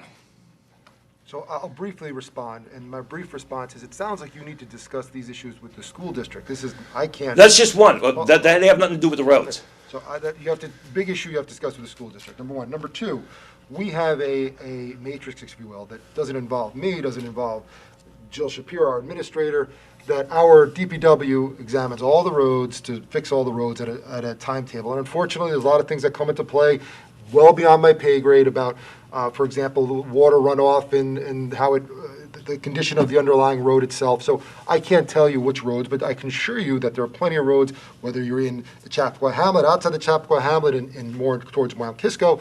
I can assure you that there's roads that are in bad condition. We know they're in bad condition, and we want to fix them. In terms of the dollars you referenced, I wish I could say that $1.5 million that we got from Summit Greenfield could be used to fix your roads where you are. It doesn't work that way. Those specific dollars were designated specifically for the Chappaqua Hamlet and to offset the impact of Chappaqua Crossing. I can also appreciate your frustration that you're paying more than someone else who's getting an equal service, if you will. We've had an issue with Mount Kisco in reference to the fire department. It's terrific that they can service, Mount Kisco can service some of our residents due to where, the locations. You can't expect Austin to come over or the Chappaqua to come over to reach certain areas. Residents in Newcastle are paying more than residents in Mount Kisco for that, arguably even actually less of a service because there are less calls. So I appreciate this. I wish I could have the answer for you and say, hey, listen, we're going to change the school district boundaries. We're going to come and fix your road specifically. Everything takes time. I understand your frustration, and it may not be an acceptable answer to you, and I can sense the frustration in your voice. I'm not looking for an answer. I want to know what you're going to do. You basically just told me in the 3 minutes you've spoken, you're not going to do anything. You're not even going to accept my challenge to come to our area of Newcastle and look at the roads. Never mind the fact, this has been brought up with the school district. The problem is the majority of the school district's board and population is Mount Kisco. They have a skin in the game to keep their taxes low. Of course. While we pay their bills. Of course, unfortunately. So it's time for the town to get involved and represent their tax-paying constituents, such as us. I appreciate that concern. I don't know what if anything we can do. Appreciation, Sir, I appreciate your concern. I don't know what if anything we can do about that. I'll certainly discuss it with council. I have no objection, to discuss with council what if anything we can do. I don't have that answer for you. But you're still gonna use our tax dollars for form-based code. I'm not using your tax dollars. Oh. We're using public monies, 100%. Which but is we our would- tax dollars. It's monies designated specifically in a settlement, if you will, from Summit Greenfield to the town of Newcastle. Would we have spent $1.5 million elsewhere? Well, we didn't have access to that $1.5 million, so there's more money. Yes, it's public dollars, but it's specifically for this. It would not have any impact or any ability to assist anyone outside, whether you're in Millwood, whether you're in Mount Kisco, whether you're in the small number, I think one house in the maybe more than one in the Pleasantville School District.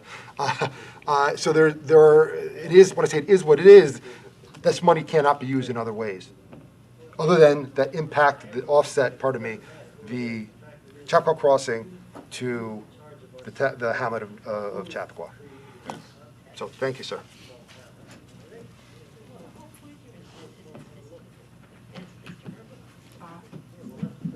Hi, my name is Suzanne Chazen. I'm a Chappaqua resident. I'm going to talk about some sort of big concerns I have with the form-based code. I feel like when I sit in these things, it feels like we're talking about the color of the deck chairs on the Titanic. Ultimately, I don't care if you pick red or if you move it to the left or to the right. The fundamental problem I have is that you're still at 4 stories. That's the number one thing. And one of the big problems with this is that you're at 4 stories, more than 50 feet in height, which will obscure the vistas, change the character of the town, and significantly increase it. Now, the original reason in the DGIS was that the developers can't make money at 3 stories. But that turns out to be flawed. We know that from the development of things like 91 Bedford, we know that from other projections done, and we would probably know that if we waited for the consultants to come back with the new numbers and take a look at that. So the fact of saying we have to have 4 stories is just not true. That's something that the town board has made a decision on, and that the residents have overwhelmingly, through public comments and commentary, have said, we do not want this. So that's the first problem I have. No matter what you do other than that, unless you go back to 35 feet, 3 stories, you got a problem. So that's the first thing. The second thing I have is that you have such a strong reduction in the public input. You have things like now all of a sudden the wetlands no longer goes before the environmental board. Now it's a town paid official. Steep slopes goes to the engineer. It's no longer the planning board.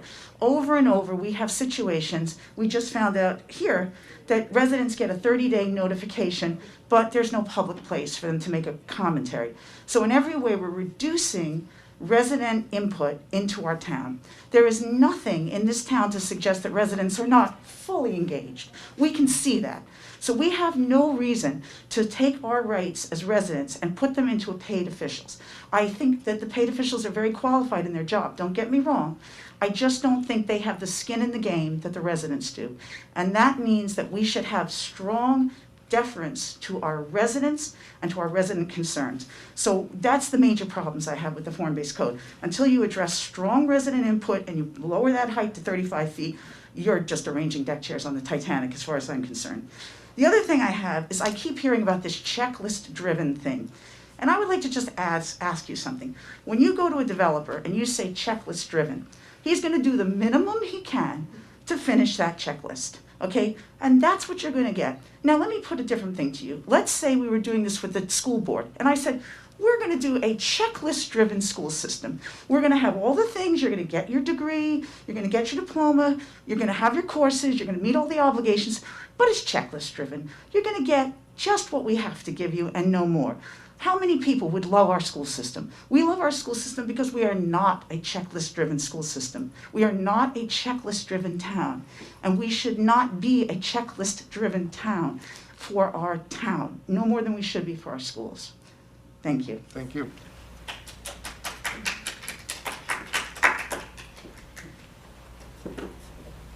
Hi, my name is Margaret Ferguson. I'd like to start first with just clarifying on the $1.5 million from Summit Greenfield. I think you would agree with me that it was not money devoted to be used to study the downtown for form-based code development. I did not say that. I said repeatedly. I just said, I think you would agree with me, Yes, correct? correct. That's what I just asked, right. Well, it is being used, 1/3 of it at least, to study form-based code development. It was supposed to be used to help the hamlet and the hamlet merchants to deal with or recover, however you want to phrase it, from the impact of having another commercial center at Chappaqua Crossing. This form-based code favors and helps merchants who own their buildings. Merchants who don't own their buildings, who are tenants, many of them are very scared and are scared to speak up. And I've heard that personally. So that's one point. Secondly, the residents should understand that the North Greeley corridor, the way it's set up now, given the large lots along the train track side, which are already over half an acre, at least a couple of them, one of them I think is 1.22 acres, and given that the smaller lots on the other side can be combined up to a half an acre without planning board oversight, the length of the North Greeley corridor can be developed, according to what I see in that draft, with 4 stories and 50.5 foot high, the whole length of the Greeley corridor. That is a big change. Just to interject very briefly. Yes, as it stands now, we have not made a formal decision to limit to 3 stories on the east side, which is not the train track side, but the other side of Butting 149, if you will, and the parking lot. But I believe there is support for that. But certainly there's nothing formal now because we have not finished our review. But I would ask that you take us for what we are saying. There's no reason we'd be putting that out there, that we are considering this and there's support for it. But by all means, continue to say 4 stories if you'd like, but there seems to be support to make that 3. Well, to be frank, I've heard a lot of things said that we promised this and we promised that, and I don't see them materializing. Well, That's my opinion. we're still going through the process. That but is thank my you. opinion. Okay. Go ahead. And the urging that people should find comfort in that the developers along North Greeley Corridor are other prominent locations. So, for example, Family Bridges and Ibiza and Petticoat Lane, all together total half an acre. They can be developed, if the form-based code standards apply to them, too, without planning board oversight. So the idea that we're supposed to find comfort in the form-based code checklist or the form-based code provisions is no comfort at all. That was a law written by a small downtown working group that had 2 developers who own property in the hamlet and an architect who works for one of the developers. It's not that they were sitting in the audience. They were involved with drafting the law and commenting on the provisions. There are videos of them doing just that. And I want to interject there. They aren't involved in drafting the law at all. They certainly provide their input, but they certainly did not draft the law. And as you are aware, hold on, I'll finish the response. As you are aware, and you've seen, whether you agree with it or not, whether you support it or not, this town board has made many changes and continues to make changes. Whether you agree with, for example, the half acre allowing or providing for the planning board to come back in, whether you think it's relevant that the architectural review board comes back in, we are taking the steps to address it. Sometimes you're not happy, I'm not happy, not this particular issue. People compromise, that's the way things work. So to say that we're not listening and changing, we certainly are. And they did not write this legislation, and even if they did, it's evolving and will continue to evolve. If you mean, did they write the first draft of the legislation? I'm pretty sure the consultants did that. But what I mean by drafting the law is what every lawyer does, is they sit down and they make comments on the law, and they're part of the drafting process. That is what those developers and that architect did. They made comments on the law. They made suggested changes to the law. That's drafting the law. If you're going to split hairs and say who created the first draft, that is a different thing. But they're on videotape doing that. Absolutely, and that's not what I'm saying. So the provisions of the law are things they want. The architectural styles in the law are things they want. They're perfectly happy with it. Okay. When I spoke at a public meeting on July 13th, I asked the final GIS to be discussed at the Tuesday, August 10th work session. Would be in the packet of documents released by the Friday before, which is normal town procedure. The answer was a decision had not been made. Has that decision been made to release it or not? I expect that it likely would be, but we haven't addressed it yet. But yes, I would expect that it likely would be. So nothing has changed since the last meeting? No decisions made? That's what Correct. you told me, Nick. No decisions made. Okay. Also, when I spoke on July 13th, I asked when the written comment period and the final GIS would be.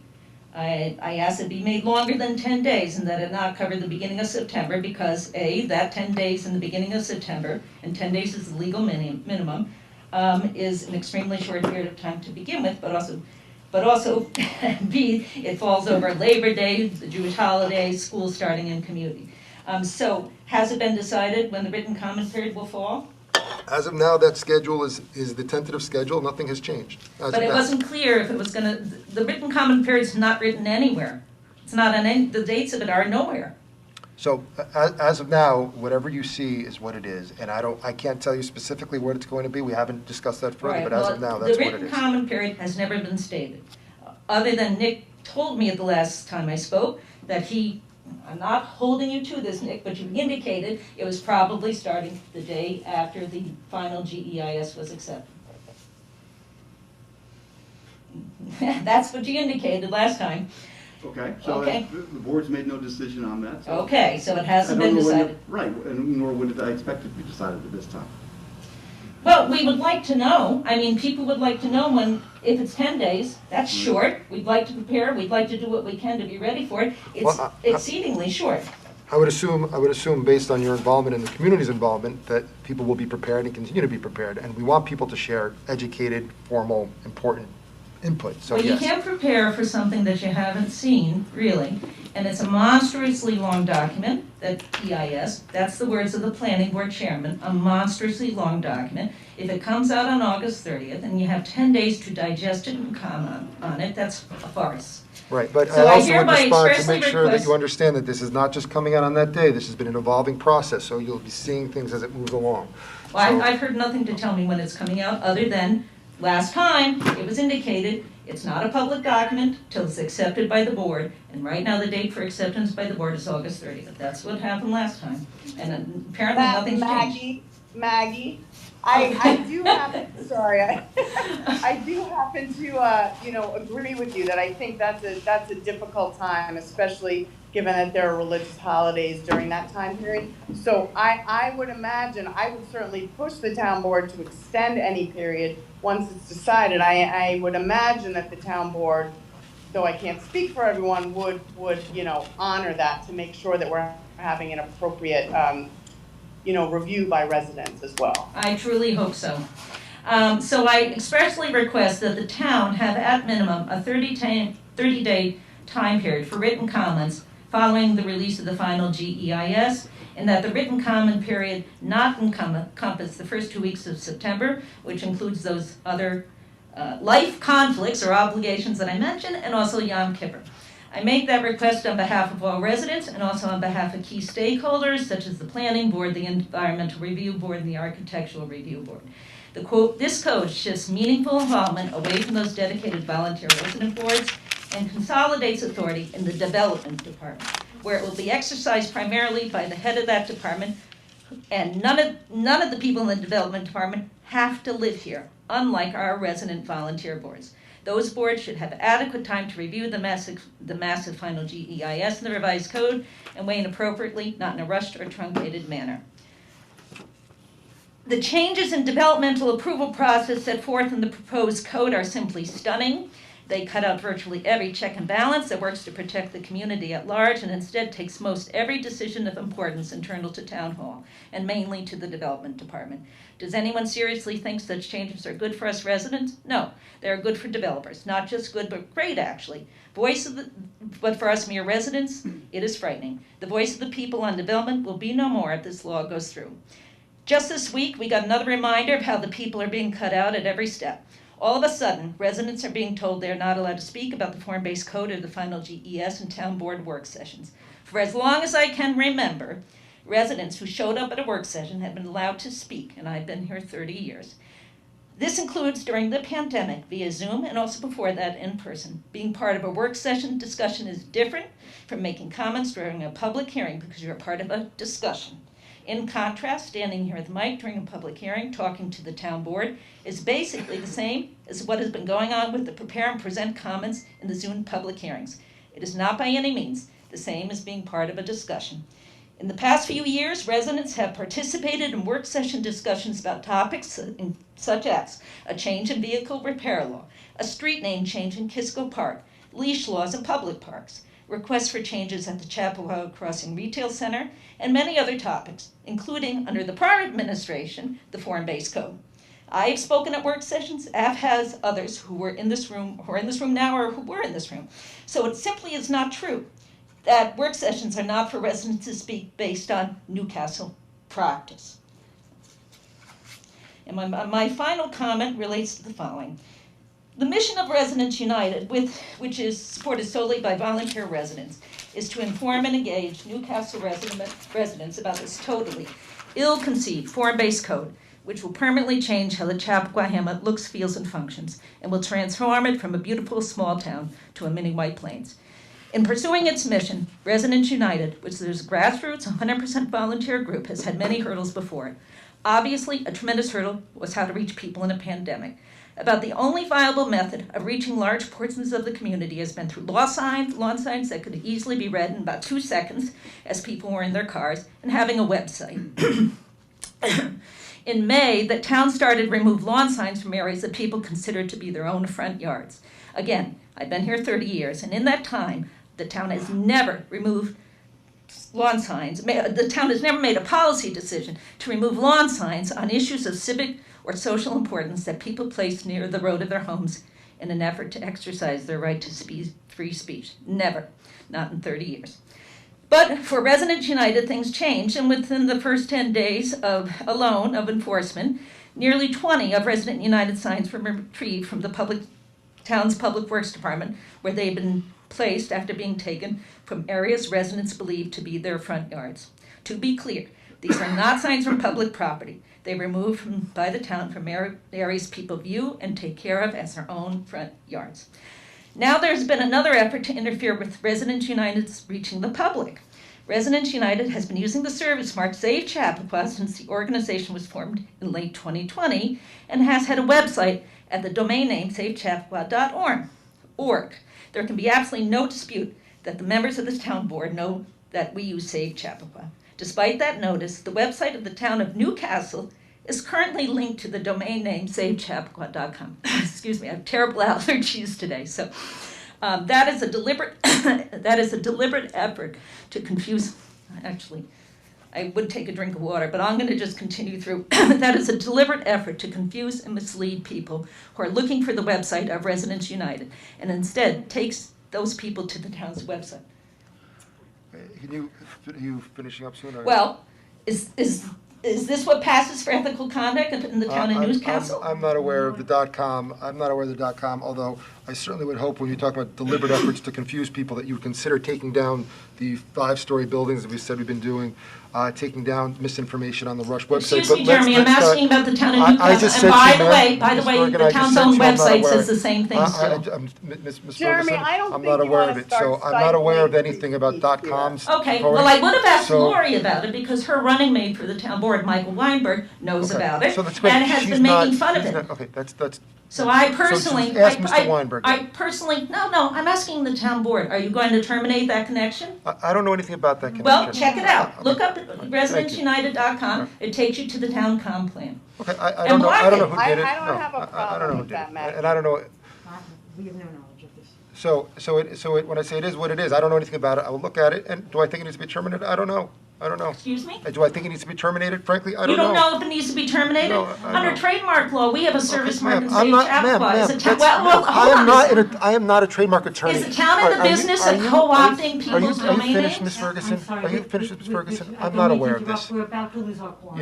Yeah, I'm not aware of this, I'm Ms. sorry, Ferguson, so but thank you for sharing that Well, with me. is the town in the business Ma'am, of co-opting people's? ma'am, Sir, I'm Ma'am, I asking am a not- question. Thank you Will for the your town comments. terminate Thank that you for your connection or comment. not? Thank you for your comment. I know nothing about it. I know nothing about the trademark law either. So thank you, ma'am. I just First told we're hearing you. of it. So we will look into Well, it. I Thank you. personally find Thank it you. surprising it's the first to hear of it, but. Thank you, Ms. Ferguson. Maggie, Thank I will you. make sure to look into it Thank as you, well. Lisa.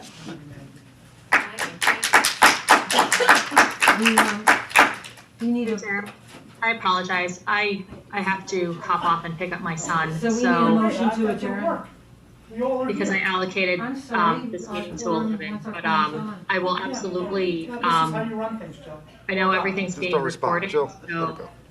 I will absolutely That's watch everything from this public hearing today. We can't make But our we're all comments? set with resolutions and everything, correct? Thank you, Lauren. Okay. Great, thank All right, you. so wait, hold on, before you go, so that mean we have to take, do we have to? It does, you need to adjourn because you don't have a quorum, you can't conduct town business. All right. You can certainly. This is absurd. But you got a lot of people here. So- How could you do this? So then, Jeremy, you can stay around. and I'm happy to stay, I'm happy to stay. I'm happy to stay. Stop, excuse me, Mr. Gottlieb. All right, Lauren, so someone make a motion to adjourn. I'm happy to stay here and listen, and can we still record it? Yes, you can still record it, yes. Again, I'm really sorry, everyone. I all right. originally We had answered the time allocated to 11. That was, and my husband was covering for me this morning. So now and he's in a meeting, so I have to go pick up my son. Not a problem, so just need to take a motion to adjourn. Very much. Jeremy's gonna stay here and listen. Okay. Disgrace. So we need a motion Yeah, to make a motion and- adjourn the public yeah. hearing, Jeremy? It's not a public Does hearing. that mean? no, just that- adjourn. It's a motion to adjourn the meeting, and then Lisa and Jeremy indicated they will stay to continue to hear public comments which are being recorded. But Nick, does that mean that these comments are not part of the record if there's no meeting taking place? There's no, well, this is not a public hearing, so there's no record. Certainly, these comments, excuse me, we don't need side comments from the audience. Yeah, we don't. These Excuse me, sir. Just respond. So I'm Lisa, sorry. these comments can still be part of the town board minutes. If the town board wants to mean- add it to it, they can do so. Yeah, because these are public comments at a public meeting, so I want to make sure Absolutely, that. I don't Those should be disagree. made available. I It's not don't a public disagree. hearing. I don't disagree. All right, so make the motion, Lauren, please. Okay, I move to adjourn the public hearing. Or just move to adjourn. No, public town. It's a town- you need to adjourn the town board meeting. Oh, I'm sorry. I move to adjourn the town board meeting. Do we have a second? Lisa? Second. All in favor? Aye. Aye. Thank you. Thank you, everyone. Okay. Carrie, just make sure it's still recorded, thank you. Okay. Should I make these comments? Yeah, at the please. next town You board can do- meeting? So they're actually official? No, you can do. It's fine. So any comments that are being made from henceforth are being recorded, are still being included as in the town minutes and will be considered part of these proceedings. The video still going? Video Yes, is yes, still it's still going, going. correct. So my name's Annette Clearwaters, 35 North Place. I'd like to speak to the administrative review and the revised code. There seems to be a belief that good buildings can be preemptively legislated in a code. That's not possible. I've read the draft code and while you can require setbacks and heights, architectural styles, materials, locations of dumpsters, checking those boxes doesn't make it a good building. That takes an iterative process involving planning and architectural review boards. It's like an English assignment. Just because you have the required number of words, pages, formatting, citations, etc., doesn't mean the content itself isn't riddled with poor grammar, structure, and logic. I've heard the so-called trial on North Greeley equated to the scientific method, but the scientific method says an experiment can be repeated over and over again with the same result to prove a hypothesis. That's not how this works. We get one shot at every site. Each one is unique and has different constraints and context. Once a building's built, we're all stuck with it, and whatever's built is going to outlast everyone in this room. Who thinks their first draft of a report or paper is better than the one incorporating feedback from teacher and peers? We have resident volunteers on the planning board and architectural review boards who are actually qualified by education and experience to evaluate projects and make them the best they can be. And unlike consultants and town staff, live here, so they actually have skin in the game. And unlike owners and developers, aren't financially motivated to do the minimum required. You're saying you take too long, so we're gonna make some rules and just let it ride. There are not that many sites in town to begin with, and the merchants and residents can't tolerate a ton of construction going on at once. So why are we dismissing our best chance to supervise what developers build? Sometimes things take time because they're really important to get right. Thank you very much.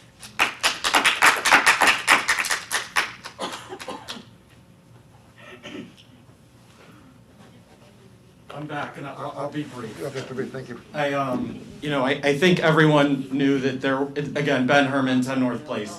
I think everyone knew that there was going to be lengthy public comment this morning, so I just want to express my disappointment that the meeting was scheduled when, the town board, town administrator were just going to walk out of the room. I'm just disappointed at the process, and I think this should have been done in the evening because it was expected and known that there were going to be a lot of public comments. Thank you. Ben, I appreciate that, and I don't say that flippantly. Fortunately, most people have not, everyone's had an opportunity to come up and speak. It's being recorded. I believe we would like to have had it that night. Unfortunately, we couldn't have a quorum. There's going to be more opportunities to be heard. You can certainly submit things, and we've been responsive. Again, whether or not you personally or someone personally agrees with where we are now, we've been responsive and listening and altering, and we'll continue to do so. Thanks. So thank you.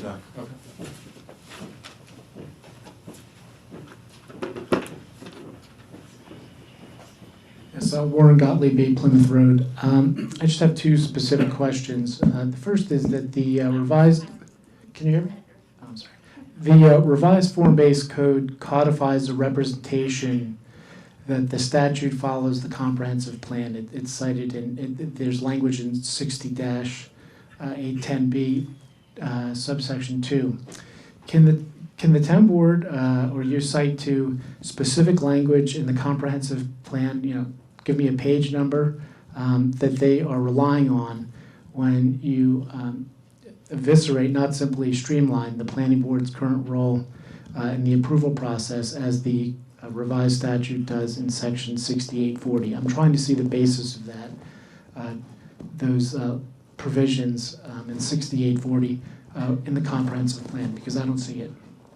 Mr. Gottlieb, I don't think you would ever see the words eviscerate, nor do I think it's being eviscerated. However, I do think it's consistent with the comprehensive plan because it asks for and designs for diversity of housing and housing growth, if you will, to be in the hamlet as opposed to be elsewhere out in the more, I'll use the term country, rural-esque part. So I do think it's consistent. You don't have to go back and forth because you're not going to agree with what I have to say, but you're not going to find anything about eviscerating.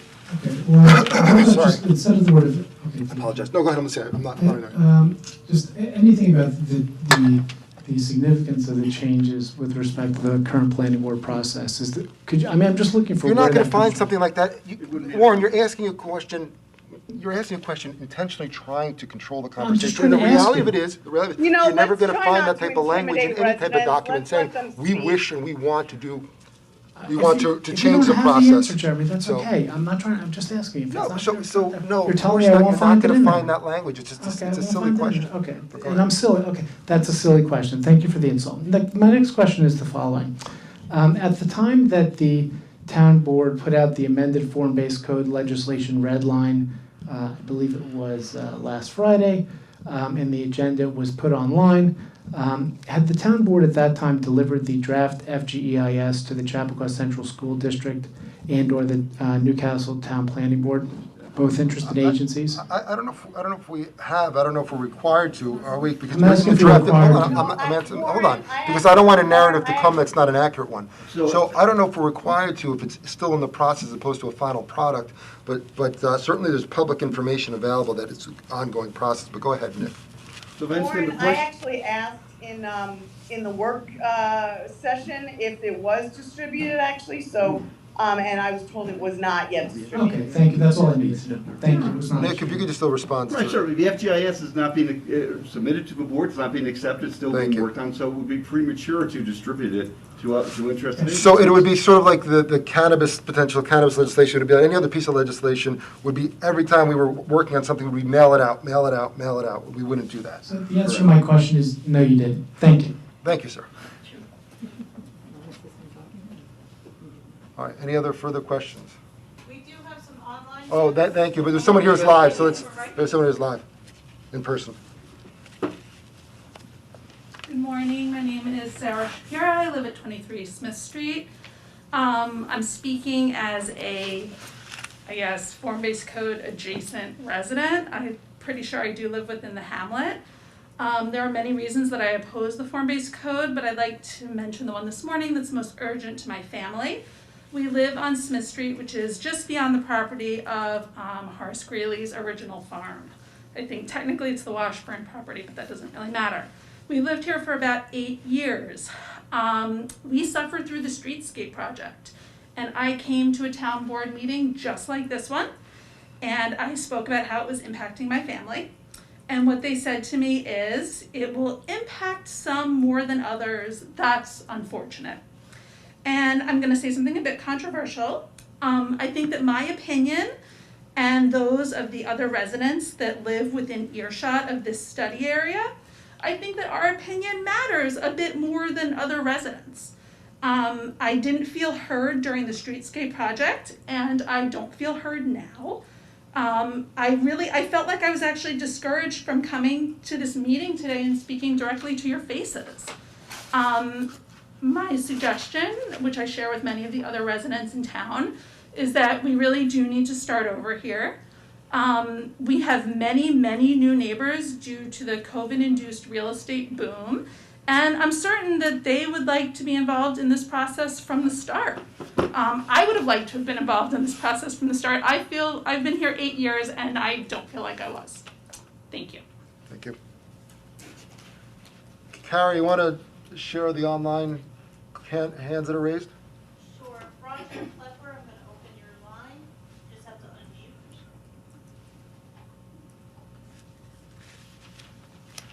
You might not have heard me. Please ask Roger Klepper. Roger Klepper, if you're on, can you please unmute yourself? You are on. Can you please unmute yourself? I can see you on the screen, your name.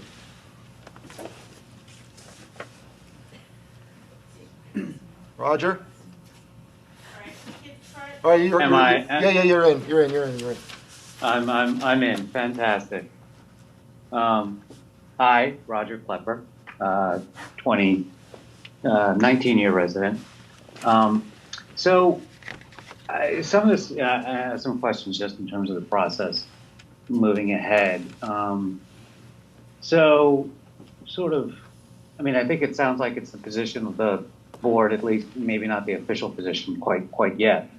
But the ultimate destination here is that, you know, in terms of adopting the form-based code, that there's a view that this would only be, at least at this point, you know, implemented on North Greeley, at least, you know, at the end of this process. That's been sort of what the indication has been at this point. Is that right?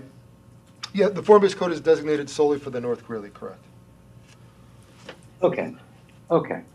No, but it can be expanded, Roger. You should be aware of that.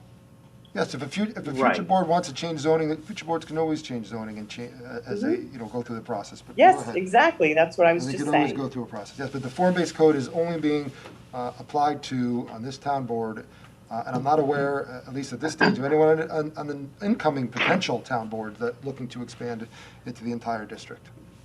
Hence, that's why we shrunk it in size. But go ahead.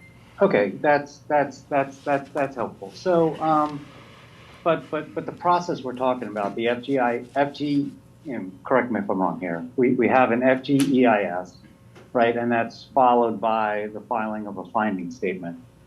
And the finding statement, I believe the intention is for that to be beyond just the North Greeley, the North Greeley area. Is that right? It would be, you know, I don't know, 4 stories, whatever it is. You know, whether we don't really know what's coming back from the consultants at this point, but let's just say it's for the full 72 acres. That would be what's in the finding statement. Is that, do I have that right? I'm confident you have that right, Roger. Yes. You've been listening for a while and been involved, so yes, that is correct. Okay. And I actually had it up here on the computer, but you know, under SECRA, the finding statement is basically, and now I don't know if this is exact words, but basically it's a finding that what gets filed is essentially approvable. I think that word is there, and it is something that minimizes the environmental impacts that were identified in the EIS. I don't think minimize so is the right. I don't think that's I'm not. I think council's better, but I think that's you're using the wrong term. So right. No, it's not a correct statement. It's not that it's approvable. It's that there's been a finding that the study, the action that is being studied, will not have significant adverse environmental impact. You still then have to go through whatever process follows, whether it's for a project, a site plan, getting the wetland permits, or whether it's for this, the adoption of a local law. Right, so it basically, Right. yeah, the finding statement is the conclusion of the environmental review process, and it basically certifies that of the significant impacts that were studied, the mitigation measures that are wrapped up within the environmental review process have minimized the impacts to the maximum extent practicable, avoided them, or mitigated them. So it is the conclusion of the environmental process, and I think it's important to remember that because we are using a GEIS here, a generic environmental impact statement, one of the keystone features of a generic environmental impact statement is that it will identify at the conclusion of this process certain thresholds. So thresholds under which development will need to fall in order to be deemed to have minimized, mitigated the environmental impacts to the greatest extent possible. If a project comes in that exceeds those thresholds that will be identified, then additional environmental studies will be necessary.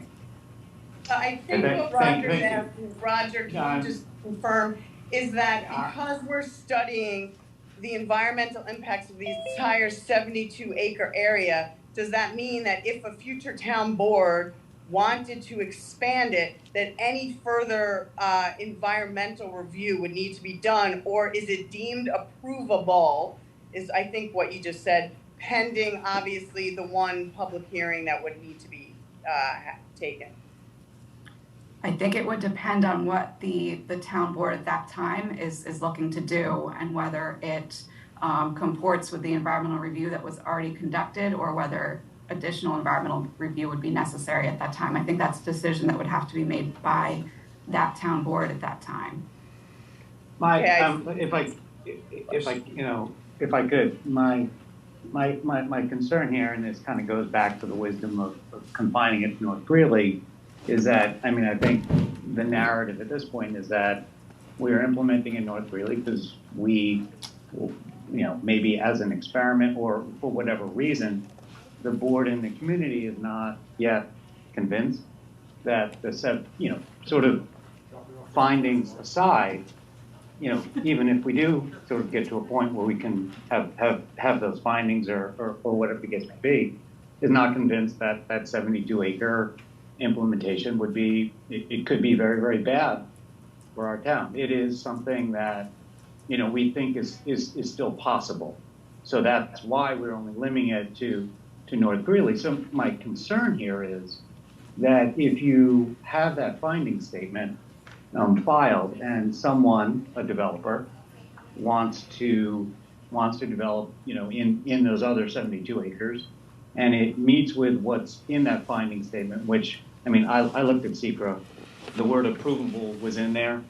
We can parse a language, but if you've got something on file that says this is acceptable, approvable, whatever it is, it feels to me that the town would be, from a legal standpoint, extraordinarily compromised with respect to our ability to defend ourselves.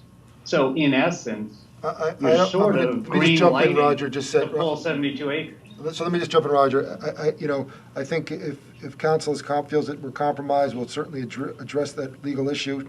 But I have no indication from council to hear that we're compromised. But we will recircle back to confirm, because nothing, no matter what the legislation is, do we want to put ourselves in a vulnerable legal position. Has council conducted any diligence on this? Because you sort of laid out a process here. And this is, I mean, critically important in terms of, the path that you've set, and you're saying will. I mean, I would think that council would have conducted the necessary due diligence. Yeah, so I think that we've provided advice before. We're not going into detail as to what our... That would be a priority for board members to have that, to get comfort on this point. Roger, I think you're looking you're not intentionally so, not maliciously so. I think you're misunderstanding my words, and that's partially my fault. So I don't want to go in circles on this, so let's just finish up and just make your point, Nick, please. My point would be, Jeremy, that we're not going to disclose to the public what our advice has been to the town board. We've previously discussed and looked at this. I've also, quite frankly, we've mentioned that doing the full study area does not compromise. It does not result in someone then coming in and being able to build based upon that where it's not zoned or permitted for it. Not a concern at all. And I remind everyone listening here in public and online and whoever listens in the future, routinely, if not always, if we are dealing with contracts, lawsuits, other legal matters, that's what executive session is for. We don't share all of our legal, we don't. This is not what happens. Anyway, that's where we are. Roger, I appreciate that question. Thank you, Roger. Okay. Carrie, can we have the next person? Thank you. Ed Frank, please unmute yourself. I think he's unmuted, Mr. Frank. There. Go ahead, Mr. Frank. Good morning, or already good afternoon. This has gone on so long. But anyhow, I would like to speak to the lack of social justice with seniors.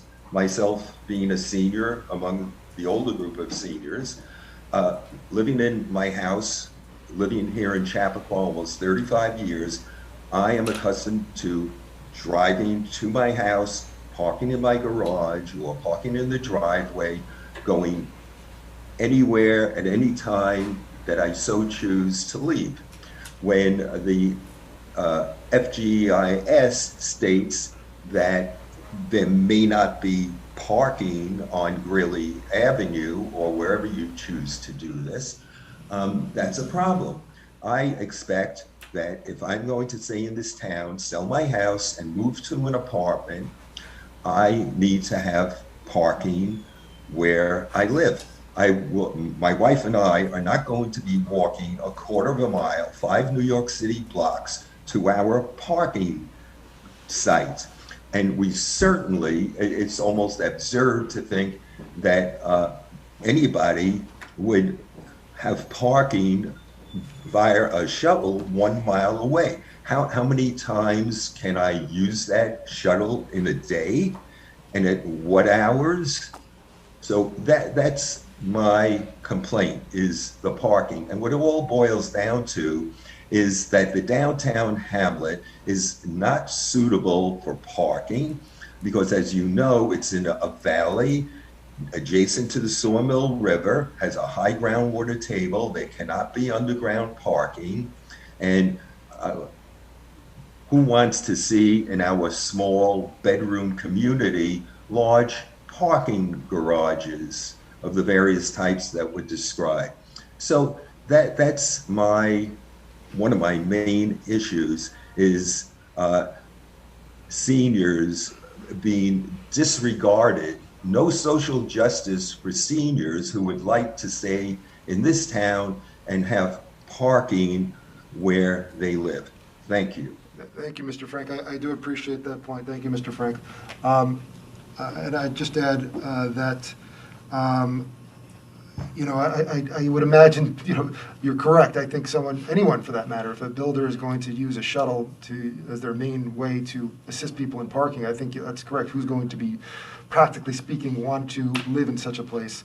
So I think there's also market demands that would look for other avenues. And in terms, again, as of the parking structures, I remind you, which I'm sure you're aware of, that at any point, if this was to come to fruition, even assuming this scenario where some people think is going to happen, all of a sudden the entire district's going to be in the form-based code, any public lot would be necessary to get any type of parking structure that we've been hearing about. And I also remind people that obviously there's that right to a referendum, permissible referendum, any type of lease or sale of public land.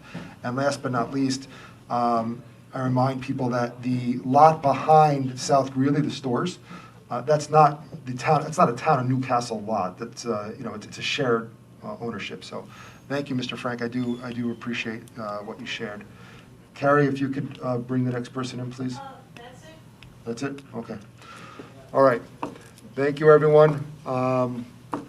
I appreciate everyone. Thank you, Jen, for staying. Thank you, Lisa. Thank you, staff. I just wanted to comment. We did receive 2 email comments. Okay. They have been distributed to the town board, and they will be made part of the record. I do have them here. Thank you very much. Thank you. Thank you. I think I saw, like, can we read those? I think they wanted those read into the record. Did we do that?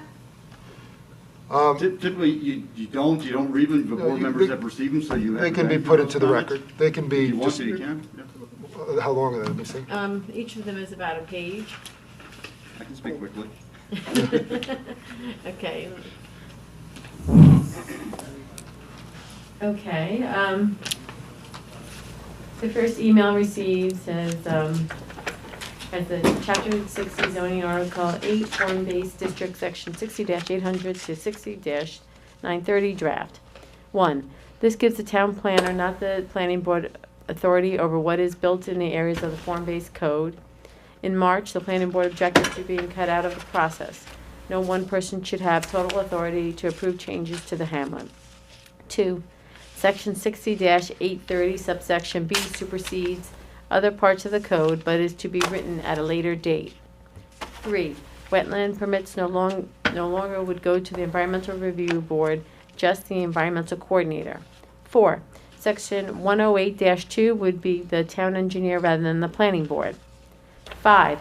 On page 8, number 2, building permit section 60-510 would be issues without anyone having a clue. 6. Page 17 to 18 would allow for a 4th floor, not 5, but the town currently only allows 3. This would change the character of the town. 7. Page 31, parking configuration listed would allow uses that public comments before March 25th, 2021 were emphatic as inappropriate for the hamlet. Please read these comments into the record during the town board meeting. Thank you, Ellen Schlossberg, resident since 1972. And the other comment received came through this morning. Give me 1 second to pull it up. Okay. Okay, this is from Mr. Eric Scott Levine. Let's see. If I heard correctly, Ms. Charney Hull made a statement in this morning's work session along the lines that the proposed changes you are discussing today to the development process would not have environmental impacts. I respectfully disagree. The proposed changes to the development review process eliminate the current discretionary powers of our planning board to impose reasonable conditions on development applications, which are very important to mitigate impacts such as adverse socioeconomic impacts to our community or other types of environmental impacts.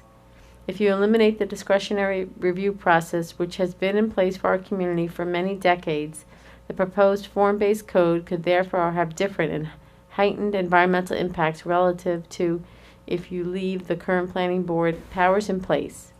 Thank you for your consideration. And that's it. All right, so thank you, everyone. I don't think we've already adjourned, so everyone have a good afternoon. Thank you.